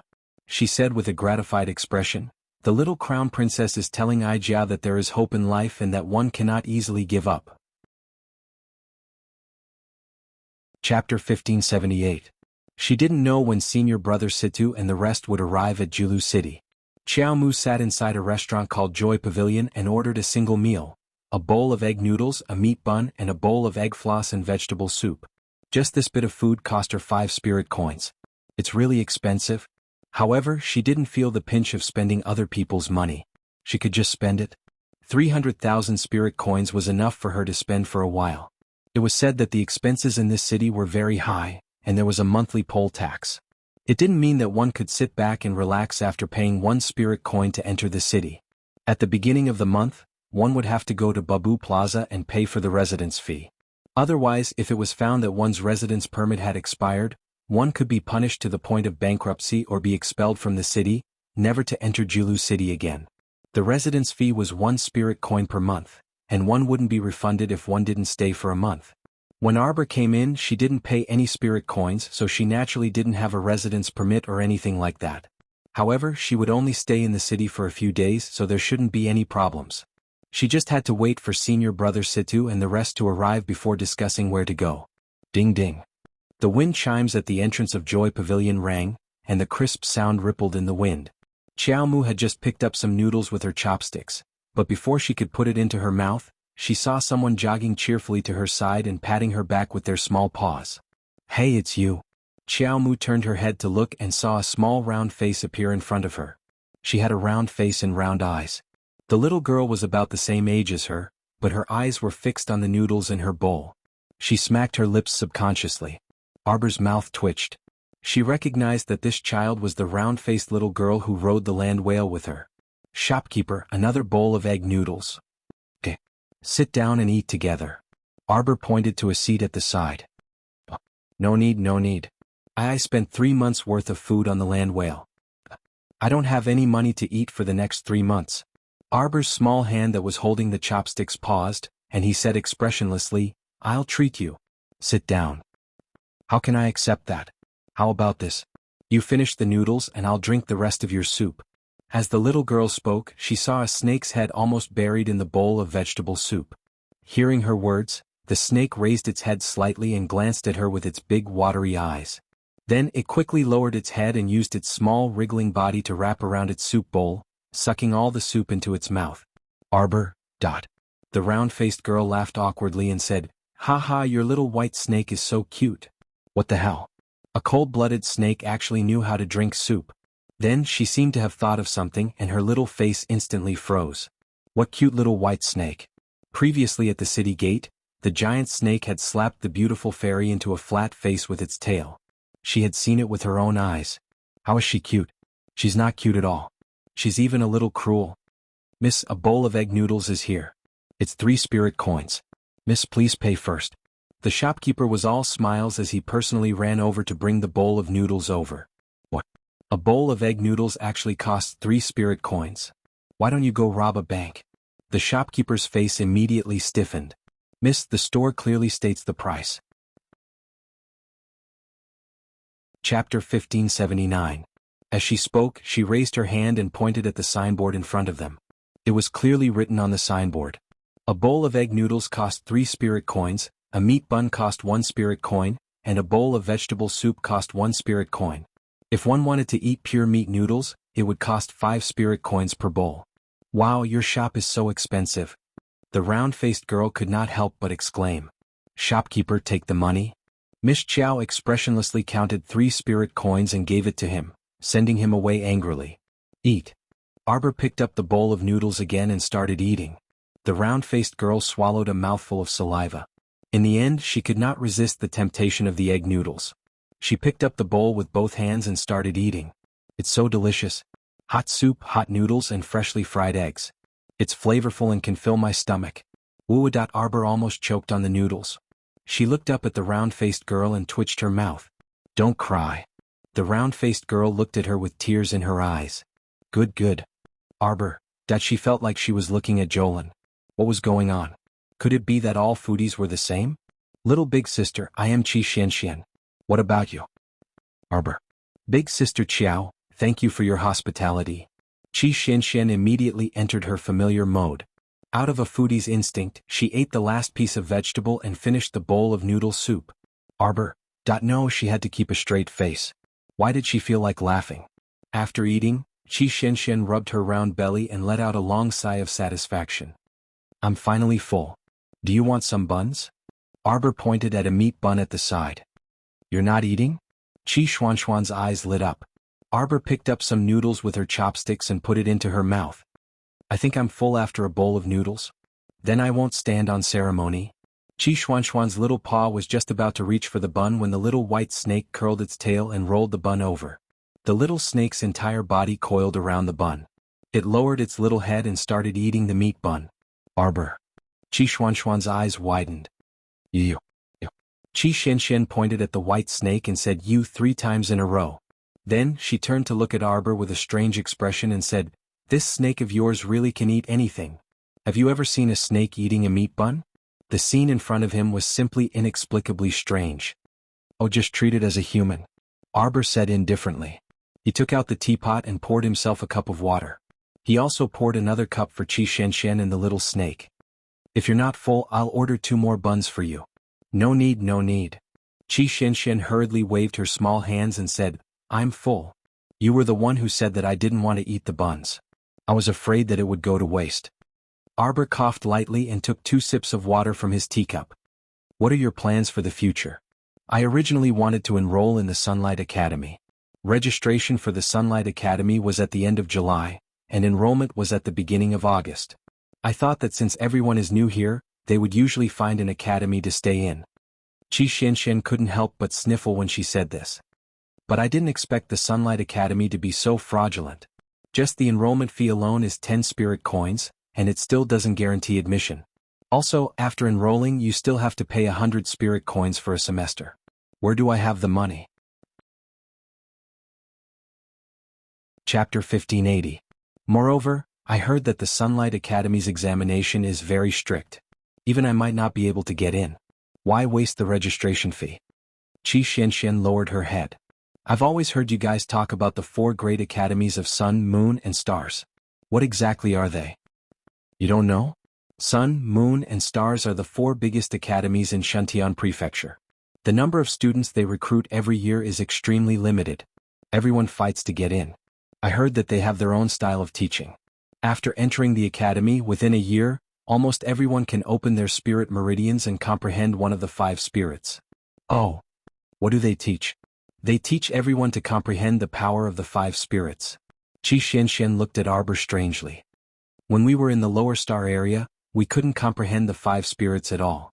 Our starting point is already much lower than people of the same age in the 6 prefectures. After coming here, if we can't comprehend one of the 5 spirits within a year, we will be forcefully sent back." "Ah." Arbor was stunned.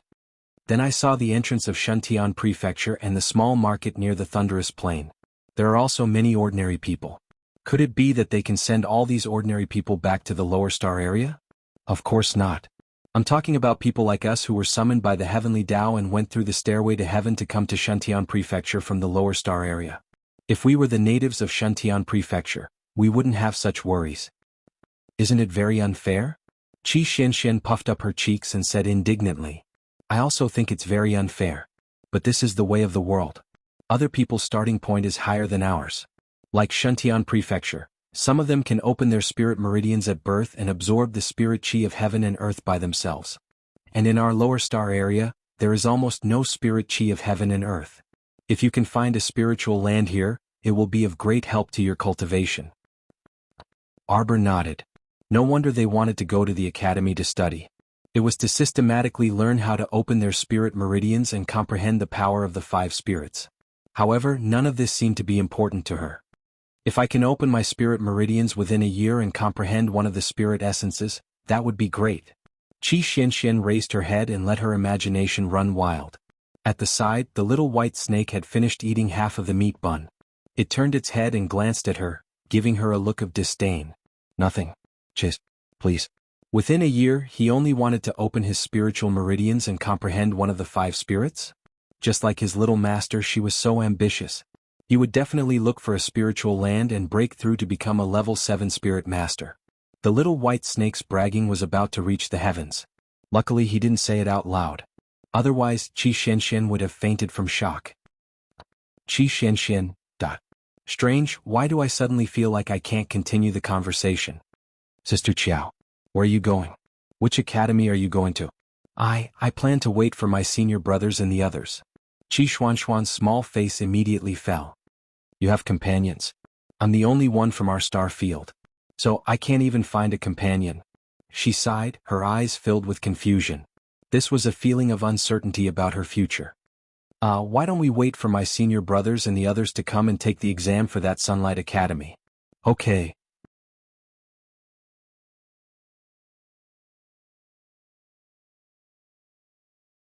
Chapter 1582. Ghost Spirits. Arbor was taken aback.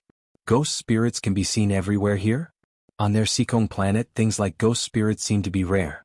The little monk once said that ghost spirits were formed from a wisp of resentment between heaven and earth. They accumulated and didn't disperse, and as ghost spirits they possessed the power of evil. On Sikong planet, other than that time when she returned to Kwoto village and the little monk said that there were ghost spirits in the village, she had never seen ghost spirits before. Normally, didn't they all turn into zombies after turning into zombies? However, regardless of whether it was zombies or ghost spirits, our dear Xiaomu didn't like them. They were dirty and definitely very ugly. That's right, that's right. A while ago, the eldest miss of landlord Li's family in the eastern part of the city was possessed by the kind of ghost spirit you mentioned. Oh my, you don't know. That shopkeeper was like a chatterbox and couldn't stop once he started talking. Landlord Li's eldest miss started combing her hair in front of the mirror in the middle of the night and even kept giggling. That freaking scene is what you call horrifying. Oh. Qi Xianxian, who was currently listening to the ghost story with her arms crossed in horror, suddenly laughed involuntarily. Turning around to look at the little stoic's cold and desolate face, Qi Xianxian couldn't help but chuckle. Shopkeeper, it's useless. Our Jojo won't be frightened by your ghost story. The shopkeeper pursed his lips disinterestedly. Who's telling you stories? I'm telling you the truth. Later on, Landlord Li went to invite an extremely renowned talisman master in the city. The shopkeeper slapped his thigh and gushed. The master fought with that ghost spirit for 3 days and 2 nights. In the end, he bought an immobilization talisman and immobilized it. When the shopkeeper said this, his finger suddenly aimed at Qi Xianxian. Qi Xianxian pursed her lips and slapped his finger away. Then he subdued the ghost spirit. Of course not. The shopkeeper shook his head and said, at that time, the situation was extremely perilous. That ghost spirit suddenly opened its bloody mouth and bit down at the talisman master. So it turns out that the talisman wasn't powerful enough and couldn't immobilize that powerful ghost spirit. That's an intermediate body securing talisman, it can't even stop a ghost spirit. Alright. The two of them nodded repeatedly. Qi Xianxian urged from the side, Elder, can't you make it short? The shopkeeper slapped his thigh again. The simulated talisman master shouted angrily. That talisman master threw out another 2 body-securing talismans and shouted, freeze for me. This time it's finally stabilized. Arbor's mouth twitched. This shopkeeper was very neurotic, as if he had personally witnessed a fierce battle between a talisman master and a ghost spirit. Yet he was still able to describe it in such a vivid manner. In the end, that talisman master threw out an extremely powerful attack talisman and directly killed that ghost spirit. Let it disappear from the world. Immeasurable justice will prevail. After the shopkeeper finished reciting, he looked up and saw a circle of people standing around him. Each of them was listening with great interest. Then their faces were filled with admiration as they clapped. Arbor was speechless as he looked at the sky. He stood up and pulled Qi Xianxian towards the stairs. With an indifferent expression, he said, Shopkeeper, if this restaurant can't continue operating in the future, you can still set up a street stall and tell stories. Ah. Qi Xianxian laughed loudly. Hey, do you believe that guy's words? As if I would believe him. Arbor shook his head and said, however, what he said about the ghost spirit being immobilized by the body securing talisman is probably true. Chapter 1583. Talisman practitioners are truly amazing. Only their attacks are effective not only on humans but also on ghosts. Arbor shrugged. The two of them returned to their room together and soaked in a hot bath before heading to bed early to rest. Arbor had a beautiful dream. She dreamed that Emolian was standing under an elm tree in the courtyard, gazing at her with a smile and extending his slender hand toward her. He wants a hug. Arbor's eyes brightened, and she immediately skipped over and threw herself into his embrace. Her small head burrowed into his chest, and she looked up at him with an eager expression. Lian. Following her call, Emolian's figure dissipated like a shattered star, causing her to throw herself at empty air. When she opened her eyes and woke up, she rolled off the bed. She was still hugging a stiff sandalwood pillow, causing her small stomach to hurt a bit. A light chuckle came from the bed. Arbor turned her head and saw Qi Xianxian sitting there with her legs bent. Her long hair hung loosely, and her large eyes curved into crescents as she looked at her with a smile. Io, your sleeping posture is really terrible. Tonight, you sleep inside and I'll sleep outside so that you won't roll off the bed again. Arbor stood up expressionlessly with an, I don't know what you're talking about, expression on her face. She calmly threw the pillow on the bed and got up to wash up. Qi Xianxian laughed out loud. She discovered that when this little stoic encountered something she didn't want to face, she would always use an expressionless face to bluff her way out. A classic stubborn duck who refused to admit her mistake. She hopped off the bed and cheerfully ran to her side, elbowing her arm. "Hey, who's Lien?" The little fellow who was wiping her face paused and then expressionlessly replied, "Hubby." "What?" Qi Xianxian was stunned. "You're married." "Emichim." The little fellow nodded vigorously. Qi Xianxian was incredulous. Hey, we mystic cultivators have very long lifespans. Unlike them normal humans who have to hastily find someone to marry when they reach 15 years old. Hey, why are you doing this?" Arbor turned his head to look at her. "After all the selections, the ones left are all old men. She married early and chose well. My husband is very outstanding. He is the most outstanding person in this world." Qi Xuanxuan's eyes widened again. You don't look like someone who needs to rely on men." Arbor's little face was stoic. He turned to look at her and punched his chest with his little hand. "Parents, what you see of my strength is just a facade.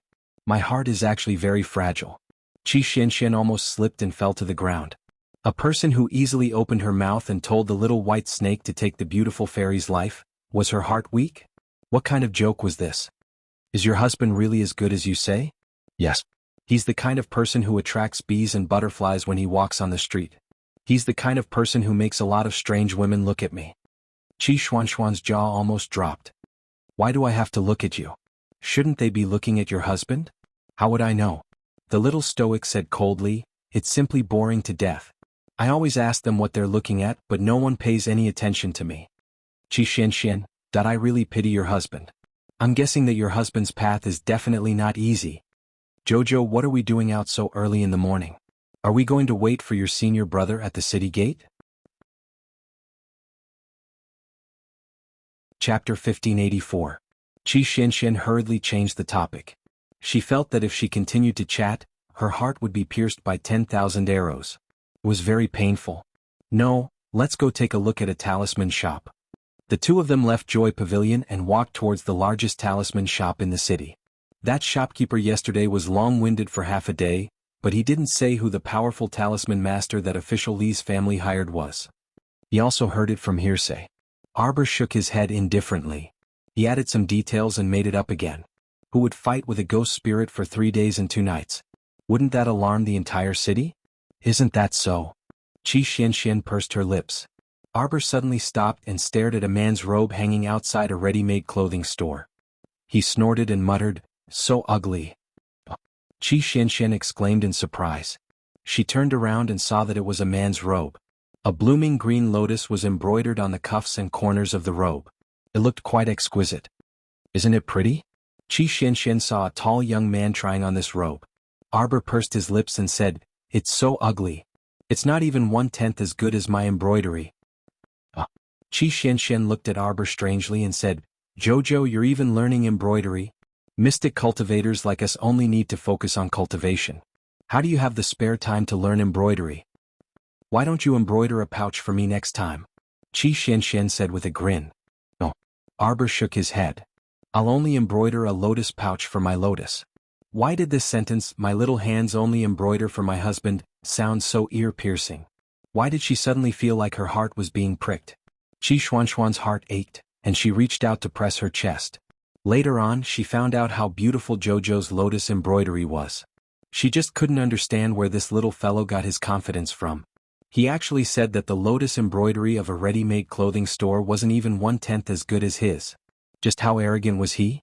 Only Prince Mo liked to wear the crooked Mo Lien embroidered by Jojo, showing off everywhere that it was so funny, but he was good-looking. No matter how ugly his clothes were, he was still handsome. The third store next to the clothing store was the largest talisman store in Julu City. However, before they reached the entrance, a Taoist priest holding a peachwood sword chased after them from the talisman shop and shouted, "Evildoer, where do you think you're going?" A shrill scream was heard, and a woman who was being chased by the Taoist priest fell to the ground with a plop. She crawled forward in terror and just happened to crawl to Qiao Mu's side, reaching out to grab her. Before he could even cry out, "Miss, save me," a merciless little foot stepped on the back of his hand. The woman screamed like a pig being slaughtered. The Taoist priest chased after him, waving the peachwood sword in his hand as he shouted anxiously, "The four directions command, demons and evils invade, talisman. Vanquish evil." Slap. The yellow talisman was stuck on the back of the woman's head, and it fluttered in the wind. Arbor blinked, then blinked again. This talisman obviously didn't have any talisman power. It was a fake talisman. When she turned her head and saw the Taoist priest in front of her, her eyes widened and she shouted with a face full of shock, "It's you!" The Taoist priest cupped his hands and smiled at her.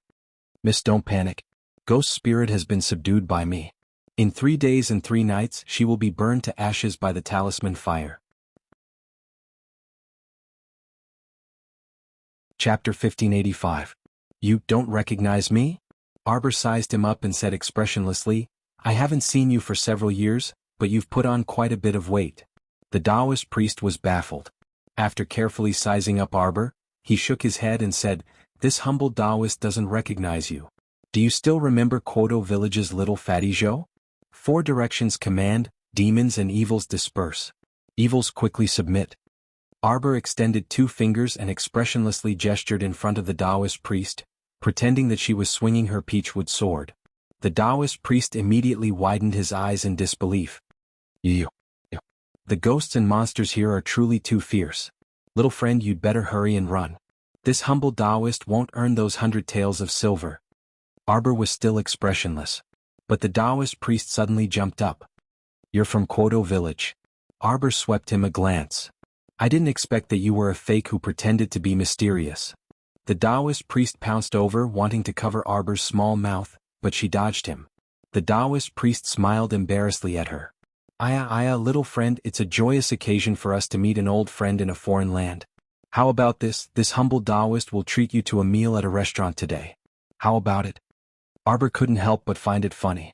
Then she thought about how this Taoist priest might have pretended to be mysterious in Quoto Village, but he had never harmed anyone in the end, so she dropped the matter. Arbor shook her head and said, "I won't disturb your business anymore." She glanced at a middle-aged couple walking out of the talisman shop from the corner of her eye. Then she walked around the Taoist priest and walked into the talisman shop. She came today specifically to find out about the prices of talismans in the 6 prefectures. Next time, if she didn't have enough spirit coins, she could also draw talismans to earn money. "Mrs., this way please." When the shop assistant saw that Arbor's clothes were out of the ordinary, he hurriedly welcomed them with a smile and led them into the shop. "What kind of talismans do you want to buy?" Recently, this humble shop received a small batch of fire spirit talismans. The fire spirit is powerful and can protect you from danger. Are the 2 misses interested? "How much are you selling this fire talisman for?" Arbor asked curiously. "This batch of medium-level fire talismans is priced at 1,000 spirit coins each." "Wow! 1,000 spirit coins." Chi Xuanxuan's mouth was slightly agape. "What about the body-securing talisman and the peace talisman?" "An intermediate safety talisman costs 50 spirit coins each. As for the body-securing talisman, it costs 100 spirit coins each." "My shop is honest with all customers. This is basically the current market price. If this batch of fire talismans were to be auctioned, the price would be even higher. Maybe it'll be around 1,100 or 1,200. Arbor nodded his small head. He turned his hand and a high-level blue fire spirit talisman appeared in his palm. "How much can this sell for?" The shop assistant's eyes immediately widened. He took a step back and bowed respectfully. "Could it be that this young lady is a talisman master? You're not here to buy talismans but to sell them?" "Yes." Arbor replied non-committally. "Miss, please wait for a moment. I will immediately invite our talisman master over." After speaking, he hurriedly ran to invite the talisman master. When Xiaomu turned her head, she saw Qi Xianxian glaring at her with round eyes. "You're a talisman master?" "Yes, what's wrong?" "Heavens! What's with that calm expression of yours?" Yesterday they talked for so long about how powerful talisman masters were, but she wasn't moved at all. Chapter 1586. Today, in the blink of an eye, Qi Xianxian suddenly realized that the talisman master she worshipped so much was actually standing beside her. "Why didn't you say so earlier?" Qi Xianxian grumbled as she hit her. "You really know how to keep secrets." "I didn't keep it a secret." Arbor glanced at her, then turned to look at a middle-aged man who was brought over by the shop assistant. That man had a square head and big ears, and had a benevolent appearance. When he saw Arbor and Qi Xianxian, he smiled and nodded at them. "May I know which one of you is the talisman master?" "Her." Qi Xianxian pointed at Arbor. Arbor handed over the blue fire spirit talisman in his hand. "I want to know how much this fire spirit talisman can be sold for." After receiving the talisman that Xiao Mu handed over, the talisman appraiser master's eyes involuntarily brightened, and he looked up in excitement. "This master, this talisman of yours is an advanced level fire talisman. Moreover, it's a blue fire spirit talisman. The power of this high-grade blue fire spirit talisman is incomparable to that of a middle-grade fire spirit talisman." The talisman master was extremely excited. He held the talisman in his hand as if he had obtained a treasure. "This small store is willing to purchase this blue talisman for 12,000 spirit coins. Would the master be willing to part with it?" Arbor took out 9 talismans, including the one in the talisman master's hand, and said, "Part with all of them." The talisman master's jaw probably dropped, and he didn't make a sound for a long time. When Arbor and Qi Xianxian were respectfully escorted out of the talisman store, half an incense stick had already passed. "My God, you talisman masters really earn a lot of money." This talisman master casually sold 10 fire spirit talismans that ordinary people couldn't even dream of earning in their entire lives. He actually easily obtained 120,000 spirit coins. Arbor received a spirit coin card. Only then did he know that Shantian Prefecture could pay by card. It wasn't worthwhile to hold a bunch of spirit coins and count them one by one. However, drawing these fire spirit talismans must have consumed a lot of mental energy and mystic energy. Qi Xianxian said, "You must have spent a lot of time to draw these 10 fire spirit talismans. Why did you sell them all? You're not short of money now. It's good to keep a few for yourself. You want it?" Arbor took out 10 fire spirit talismans and gave them to her. "You can play with them." Qi Xianxian. What to do? He felt that he had befriended a tycoon through and through. Why does this feel so unreal? A certain child was so agitated that his footsteps were light. He followed Arbor dizzily and floated along. "I think I just received a gift of 120,000 spirit coins. High-level blue talismans are no longer a challenge to me. I can draw about 2,000 high-grade blue talismans a night now. And they were all drawn with ebony. It was not that kind of talisman paper." She had already stopped using this talisman paper in battle. He still had a lot of talisman papers with him, and he had drawn a lot of them before. If he needed money in the future, he could use them to exchange for spirit coins. Arbor, who was walking in front, suddenly stopped. Qi Xianxian bumped into his back. She rubbed her nose and raised her head to look at the Pill Guild signboard. "What's wrong? Do you want to buy pills? Then let's go in and take a look. There's a pill guild here too?" Yes, from the upper 3 prefectures to the lower star domain, pill guilds and mystic cultivator guilds are everywhere. It's just that in the 6 prefectures, mystic cultivator guilds are called spirit cultivator guilds. Chapter 1587. Qi Xianxian told Arbor everything she knew. "Oh. Talisman shops, on the other hand, are less common. I heard that after the zombie outbreak many people were injured. Even the price of elixirs increased. Nowadays both elixirs and elixirs are extremely expensive. Ordinary people can't even afford to buy the blood-staunching elixir. Not to mention the precious elixirs." Arbor stepped into the Alchemy Guild's door and saw a neat row of medicine cabinets. An old man was sitting behind the long cabinet, teaching a young apprentice how to identify herbs. When he saw Arbor and Qi Xianxian enter, he was stunned and quickly stood up with a smile. "Ladies, are you looking to buy some elixirs?" Arbor shook his head. "Selling." The old man was stunned. Qi Xianxian was also stunned. "Selling again?" Arbor took out a small jade bottle and threw it to the old man. 3 high-grade life extension elixirs. I wonder how much they can be sold for. High-grade life extension elixirs? The old man from the Dan Alliance was shocked. He hurriedly took out a small tweezer and a jade tray. He carefully poured out a pill and held it in front of him with the tweezer. He sniffed it twice and his dim old eyes suddenly became clear. He stood up excitedly and quickly put the elixir back into the jade bottle. He cupped his hands and said to Arbor, "Sorry for the disrespect. I didn't know that this young lady is already a high-grade alchemist." Arbor shook his head. "This elixir was made by my master. He asked me to come and sell it." The old man heaved a sigh of relief. Qi Xianxian also heaved a sigh of relief. No. Her heart almost stopped beating. This young lady in front of her was the same age as her. Not only was her cultivation level high, but if it was revealed that she was both a talisman master and an alchemist, how could she live happily? What was the point of being friends with such a monster? She was being attacked every day and wanted to kill herself. Fortunately, this high-grade elixir was made by her master. Yes. Her heart finally calmed down. Arbor blinked and looked at Qi Xianxian in confusion. He then turned to the old man and asked, "How much can it be sold for?" High-level life-prolonging pills, no matter in the past or in the future, will always be in high demand. Once they enter the market, however many there are, they will be snatched up. This life prolongation pill has purple veins, indicating that it's a high-grade pill. Its medicinal effects will definitely be superb. This old man is willing to pay 30,000 spirit coins each for the 3 life prolongation pills in little friend's hands. What do you think, little friend? 30,000 soul coins. 1. Qi Xianxian felt as if her heart had just gone through a long-distance run. At this moment, it was thumping non-stop. What about this spirit-returning liquid? Arbor threw 2 small bottles to the old man. The old man hurriedly opened it and his hands trembled again.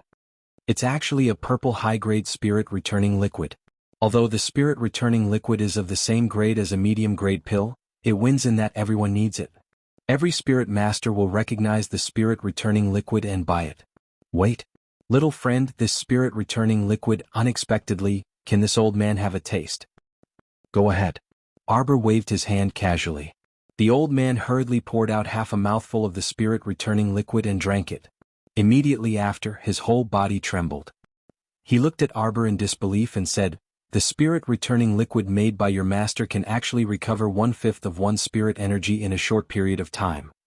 This was completely different from the low-grade spirit-returning liquid that could recover 1/10 of one spirit energy. Chapter 1588. Furthermore, this bottle of spirit-returning liquid was enough for 2 uses. 2 uses. An ordinary bottle of spirit-returning liquid could only replenish spiritual energy once. Yes. Arbor did not deny it and nodded. From the moment she made it, she had already realized that the effect of this spirit-returning liquid was much better than the low-grade products that others used. Little friend, I am willing to pay 30,000 spirit coins for the 2 bottles of spirit-returning liquid in your hands. The low-grade spirit-returning liquid in the market was about 3,000 spirit coins. The old man was willing to pay 5 times the price for the 2 bottles of spirit-returning liquid. It was a fair trade. Arbor nodded and was sent out of the door by the old man full of gratitude. After half an incense's time, Arbor and Qi Xianxian walked out of the Alchemy Guild with another 120,000 spirit coins in their spirit coin card. Qi Xuanxuan's face was already numb. She felt that this rich friend of hers not only knew how to spend, but also how to earn money so easily. No wonder she did not feel the pinch when spending money. It was because money came quickly. Qi Xianxian had guessed wrongly this time. Arbor did not feel the pinch when spending other people's money.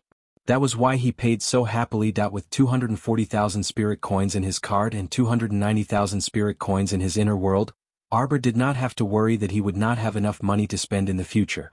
He walked towards the city gate. Qi Xianxian followed him expressionlessly. She might have been dreaming just now. After leaving the door, Miss Chow gave her a bottle of life-prolonging pill. There was 1 life-prolonging pill inside. She must have not woken up yet. This dream was too fucking realistic. There was a tea stall at the city gate. Arbor led Qi Xianxian to sit down and casually drank some herbal tea. They waited at the city gate for senior brother Situ and the rest. Logically speaking, with their strength they should have arrived by now. She had already destroyed the arena at the entrance. They should not have encountered any danger. However, why had they not arrived yet? Not a single person had arrived. This situation did not seem right. Arbor sat in front of the tea stall and frowned.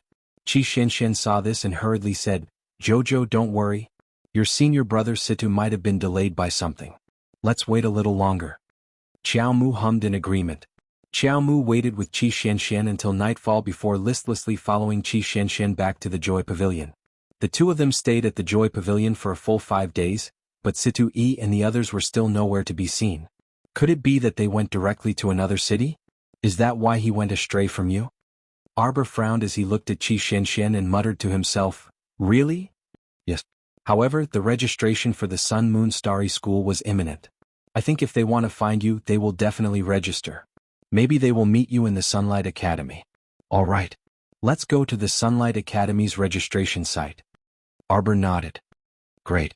Then I'll go pack up and we'll leave right away. The Sunlight Academy's registration and assessment site was in Anka City.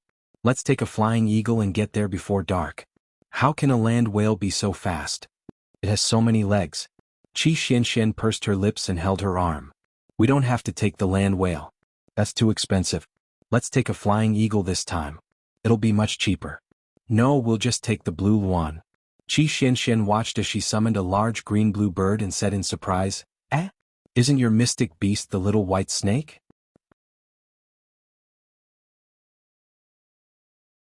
Chapter 1589. The morning sun shone brightly today. Blue luan flew into the sky and spread its wings. With a slight bump, Qi Xianxian exclaimed and quickly steadied herself. Arbor sat on Blue luan's back and tugged at Qi Xianxian, saying softly, "Be careful, don't fall." Qi Xianxian couldn't help but laugh. "My little grand, and I'm a level 13 great mystic cultivator after all. How can I fall?" Blue luan's flying speed is still very fast. Arbor said, "You'd better be careful. It's really fast. At this speed, I'm afraid we'll reach Anka City before the sky turns dark." While speaking, Qi Xianxian thought of something and turned to look at Arbor. She asked softly, "But speaking of which, do you know the way to Anka City?" "I've never been to Anka City, how would I know the way?" Arbor looked at the sky, speechless. Qi Xianxian was speechless. "All right then. If we really don't know the way, we'll come down and ask someone for directions." Qi Xianxian pursed her lips and suggested, "Is it really okay for you to be so unreliable?" At first, she thought that the little fellow summoned Blue luan because she knew the way. However, reality proved that this wasn't the case. She was overthinking everything. Blue luan flew extremely fast in the sky and left Julu City far behind in the blink of an eye. The two people who had no sense of direction finally arrived at Anka City's gate when it was close to dusk. Midway, the two planned to come down and ask for directions, but when they got down, they realized that the city was filled with dust and sand and was completely deserted. There was no one to ask. After circling in the sky for a long time, they finally found this city. Qi Xianxian couldn't help but break out in cold sweat. She really didn't expect Shuntian Prefecture to be so desolate and so far away from each other. It's simply incomparable to our Shaoxian nation's capital city. In our Shaoxian nation's capital city, it's overcrowded everywhere. Recalling the beautiful scenery of her hometown, Qi Xuanxuan's face was filled with nostalgia. After the capital city built a fortification, basically everyone rushed to the capital city. It was so lively. Forget it, this is already a thing of the past. Jojo, do you think Anka City will ask us to pay the entrance fee again? Arbor snorted. What do you think? Look at the line up in front, they must be charging the entrance fee. Speaking of which, between the various cities of Shuntian Prefecture, just the cost of entering the city was enough to earn a large sum of money. Not to mention that every foreign citizen who wanted to stay in the city temporarily had to pay spirit coins every day. Qi Xianxian puffed up her cheeks. The cities of Shuntian Prefecture are really a money-making business. Look at them, even the soldiers guarding the city are eating greedily. One look and you can tell that they aren't good people, Qi Xianxian muttered softly. Arbor looked at her helplessly. All right, other people's business has nothing to do with us. Let's see how much we have to pay to enter the city. I feel like this Anka City is slightly bigger than Julu City. Maybe his entrance fee will be higher than Julu City's, Arbor analyzed. What? Qi Xianxian couldn't help but cry out. Heavens! Could it be that these people were robbers in their previous lives? One spirit coin wasn't enough for the entrance fee? They actually wanted more. Arbor shook his head. The world today is like this. If you want to survive, you can only abide by the laws of this world, that's all.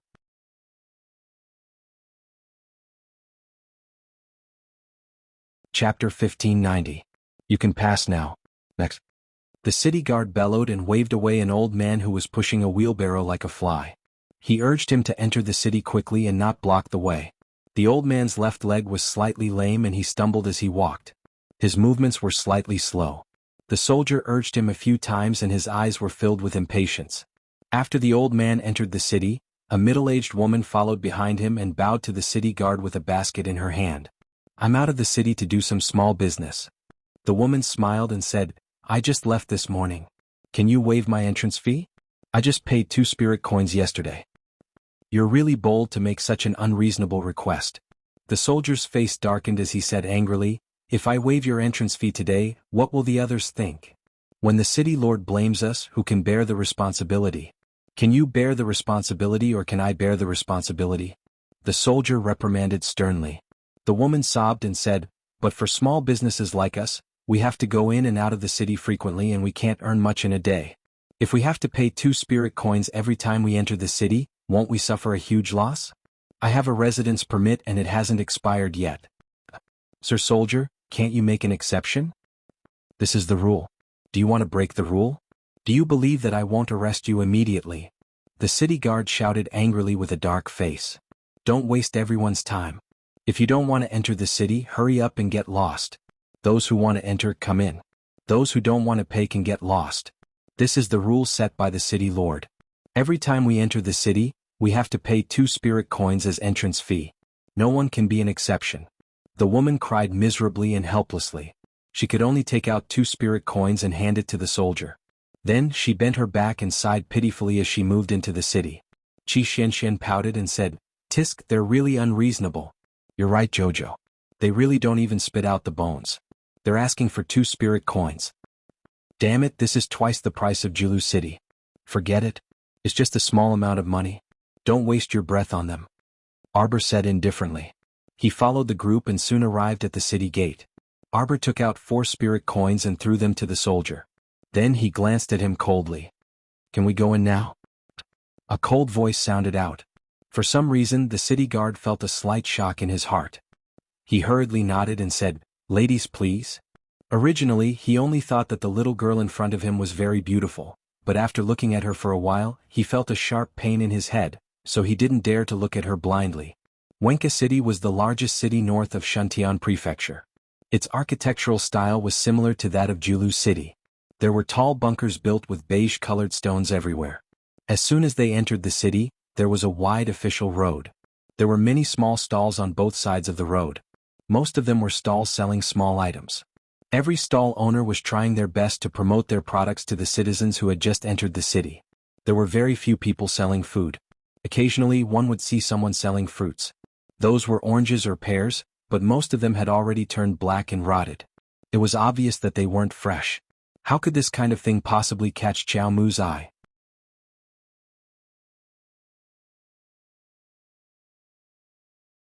Chapter 1591. Jojo, why don't we find an inn to stay at first? After we settle down, we'll go out for a stroll in the city. What do you think? Actually, the two didn't have any luggage. It was just that when they went out, they carried a small cloth bag with them to hide their identities. Apart from a set of old clothes and food, there was basically nothing else in the cloth bag. The 2 girls were meticulous and kept a low profile.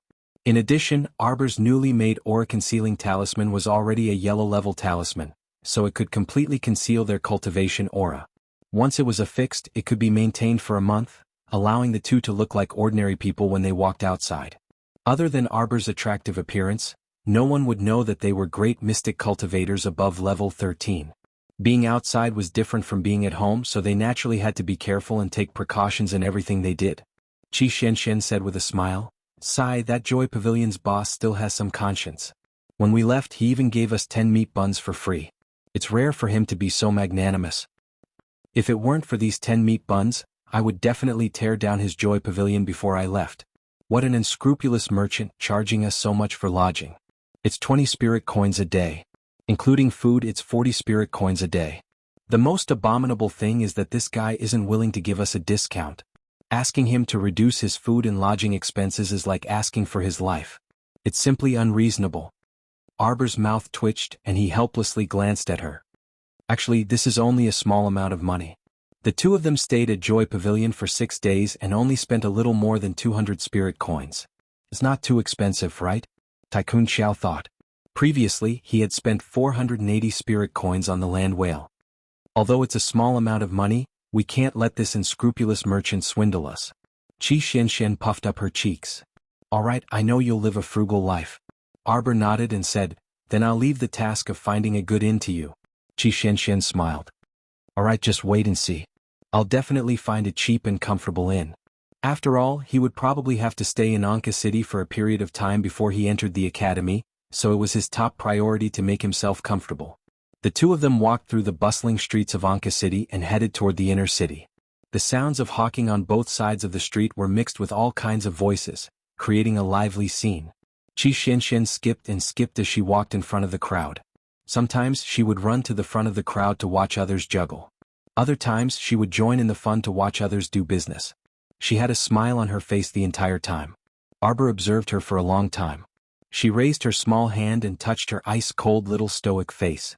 She criticized inwardly, "This is probably how girls of the same age behave normally." Schwa. Suddenly, a large folding fan that was large enough to cover her entire face unfurled in front of her. The words on the fan read, "Romantic and elegant, tasting half a lifetime's worth of delicacies. Like a jade tree facing the wind, tasting the flowers of the world." Written in the middle were the words, "Beauty like jade." What a load of crap. Arbor looked up and saw a man in his late 20s with a large black mole at the corner of his mouth. His beady eyes were shining as he looked at Arbor, and the saliva at the corner of his mouth was about to drip down.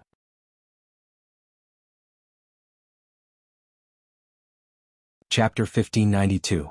Arbor looked at that person in disgust and walked to the side. Unexpectedly, the young man with the black mole also moved 2 steps to the side and continued to block her path. He smiled obsequiously and said, "Where are you going, little lady? Big brother will send you back."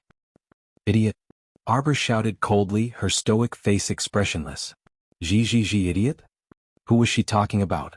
That man turned back to look at the 4 burly men accompanying him and simultaneously put on an expression that said, "Young master, I'm an idiot." The man nodded in satisfaction and turned to face Arbor with a chuckle. "Little lady, this young master is the son of the 3rd steward of Anka City's City Lord residence. Let's get to know each other." Scram.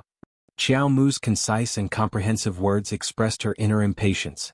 Arbor stared expressionlessly at the man with the big mole in front of her with a cold expression, her thin brows unconsciously furrowed. Qi Xianxian ran to Arbor's side and glared at the man with the big mole in anger. She shouted coldly, "Who are you?" One look at this person's wretched face and she knew that he wasn't a good person. He actually dared to block her JoJo's path. Was he tired of living? The man with the big mole chuckled with an ugly face. Scram. At that moment he could only see the little iceberg's stoic face. He hated that his mother didn't give birth to him with 2 more eyes. Of course he didn't like the round-faced Qi Xianxian who only had a delicate and pretty face. Qi Xianxian was instantly enraged. "Hey, who are you telling to scram? Who are you?" "This young master is the son of the 3rd steward of Anka City's City Lord residence. Who do you think I am?" The man with the big mole smiled smugly. "In the entire City Lord residence, my father's authority is second only to the City Lord, the senior steward and the 2nd steward. My father only needs to say 1 word, and the 2 of you can immediately be chased out of the city. So, little lady, do you want to?" Before the man with the big mole could finish speaking, he suddenly realized that the little lady in front of him suddenly moved. A body-securing talisman landed on Big Mole's body. The man with the big mole suddenly felt that he couldn't move his body. He stood upright on the street and stared at the little girl in a daze. What was going on? Why couldn't it move? Just now he saw the girl take out some kind of talisman and throw it at him and then he couldn't move. If that was the case, then it must be this little girl's doing. The man with the big mole stared at Arbor in shock. When he opened his mouth, he realized that he couldn't make a sound. He couldn't help but panic. What's going on? How come even his voice was damaged? Could it be this little girl's doing again? Was this girl even human?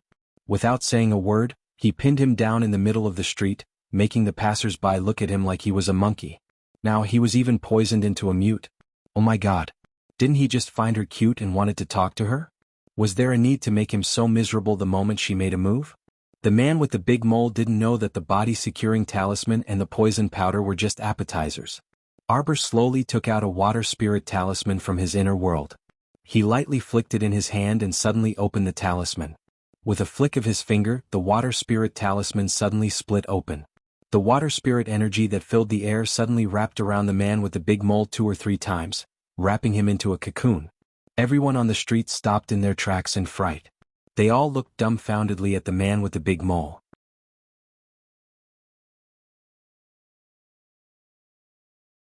Chapter 1593. They all had some impression of this man. Wasn't he the son of the 3rd manager of the City Lord's estate? He was the only son of the 3rd manager's family and usually caused a lot of trouble in Anka City. No one dared to provoke him because of his father's special authority. If they provoked him, his father would definitely jump out and at that time they would have to bear the consequences. Perhaps even their right to live in Anka City would be taken away. Hey look! The third manager's son seems to have kicked an iron plate. Everyone took pleasure in his misfortune. Although they were only secretly communicating and making sarcastic remarks, their eyes faintly revealed excitement. Great, someone could finally teach this wastrel a lesson for them. Go ahead and teach him a lesson, none of them would mind. The man with the big mole wanted to make a sound, but only a few monosyllabic words came out of his throat. He looked at the little girl in front of him in a panic.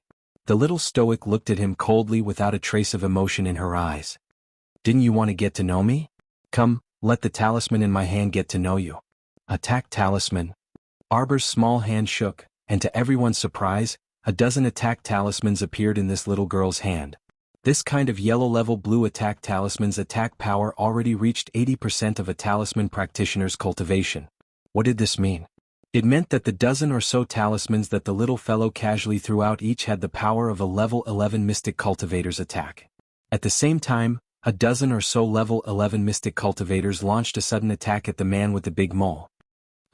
The man with the big mole really wanted to beg for mercy, but he had no other choice since he couldn't speak. The man with the big mole could only place his hopes on the 4 burly men behind him.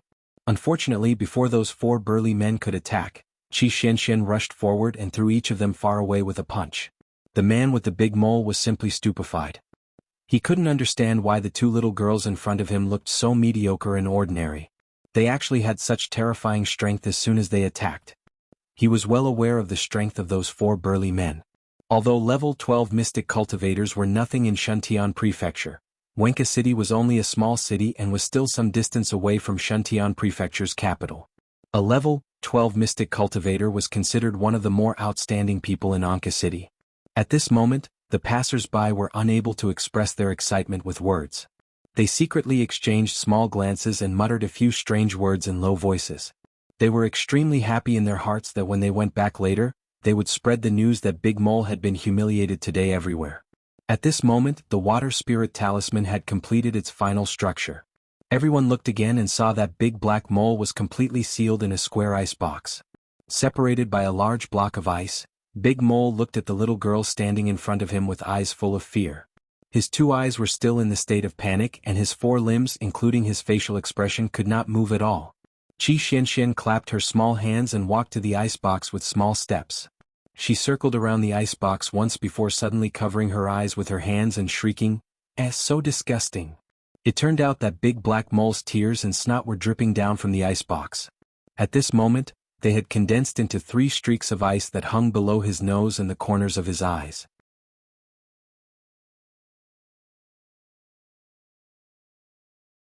Chapter 1594. Third Steward. This is bad.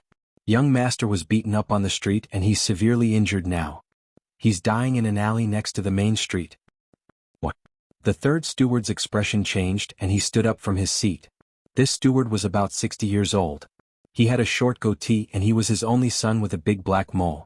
He treasured his son very much since he was young, and he raised a crafty playboy. Third Steward, quickly send someone to check on young Master. He's not doing well now. How dare you? Who dares to do this to my son? Third Steward, I don't know what happened either. By the time we rushed over, young Master already had such a bitter look on his face. The culprit has already left. Why don't you ask passers-by? There are so many people but none of them saw who did this to my son? The middle-aged man who was reporting the situation to the third steward smiled bitterly and shook his head. I'm sorry, Third Steward. I've asked several passers-by, but none of them can tell me what the culprit looks like. They only know that it's a young girl. Ridiculous. There are so many young girls in Anka City. Where do you want me to find one of the culprit? The third steward said angrily, besides, can a young girl defeat my son's 4 strong men so easily? Do you think that's possible? The middle-aged man pursed his lips non-committally. In fact, it was not impossible. After all, there was always someone better than you. All right, don't say anything else. Quickly take me to see what's going on with young Master. When the third steward was led to his son by his subordinates, he realized that his son was in a terrible state. It was not like what his subordinates had reported. He was in a worse state than being on the verge of death. Not only was his face bruised and swollen, but he was also sealed in a solid block of ice. The third steward hurried forward and touched the ice outside. It was a thick block of ice that sealed him inside. It was already good enough that he was not suffocated to death. Through the ice, he could see his son's horrified face, which was covered in tears and snot. Seeing his son like this, he was so angry that he didn't know where to vent. He roared at his son through the ice, "Who did this to you?" The middle-aged man under the third steward hurriedly stepped forward and said softly, "Steward, don't blame him for now. From what I can see, the young master's condition is not good. We have to get him out of the ice as soon as possible." The third steward felt that it was very strange. He had said so much, but his son had not said a word. "Why isn't he talking?" the third steward asked. This. The middle-aged man stammered, "Young master seems to have been planted with a body-securing talisman and was frozen in ice by someone. Moreover, I heard that everyone says that the female talisman master is very powerful. She threw a dozen attacks to attack young master. All of them penetrated the layer of ice and directly hit young master's body, but the ice didn't break. It can be seen that her control over the water spirit is very strong." "He's a great spirit master?" The third manager's expression was extremely unsightly. If she was a great spirit master with his cultivation, perhaps he would never have the opportunity to take revenge on her in this lifetime.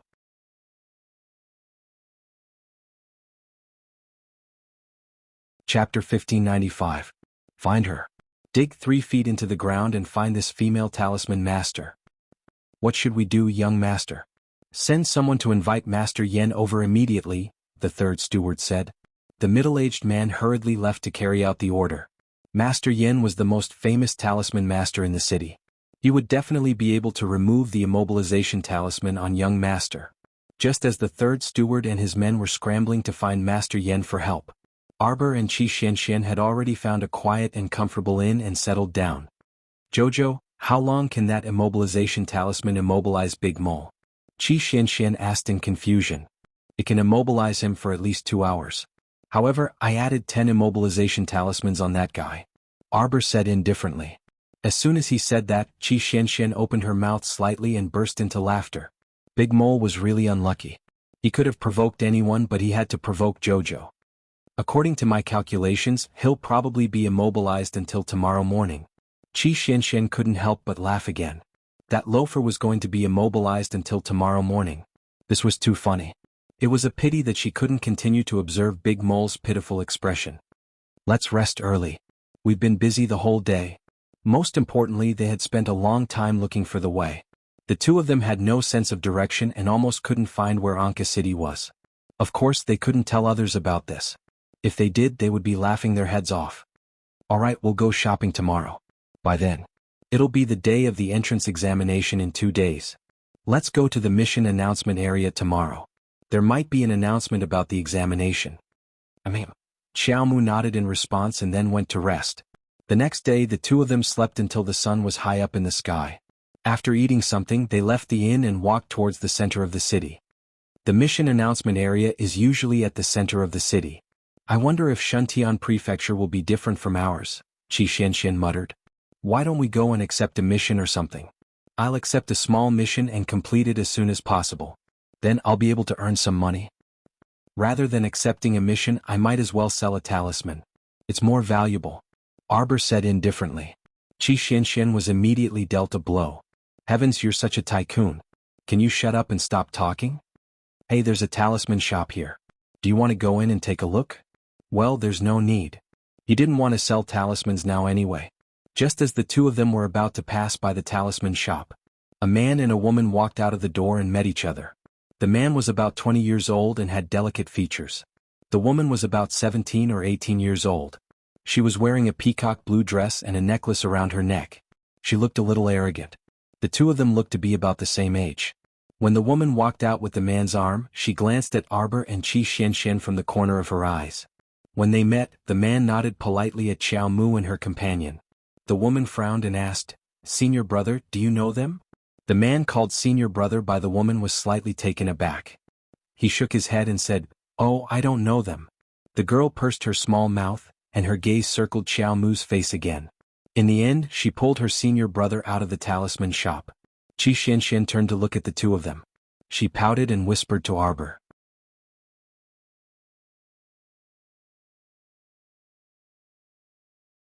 You're tuning in to the Dreamy Chapters YouTube channel. We're so grateful for your support, and don't forget to subscribe to join us on this incredible journey through captivating stories. Your generosity through donations truly makes a world of difference, as it's the primary source of revenue that allows me to expand and enhance this channel for you. Thank you from the bottom of my heart for being a part of this adventure.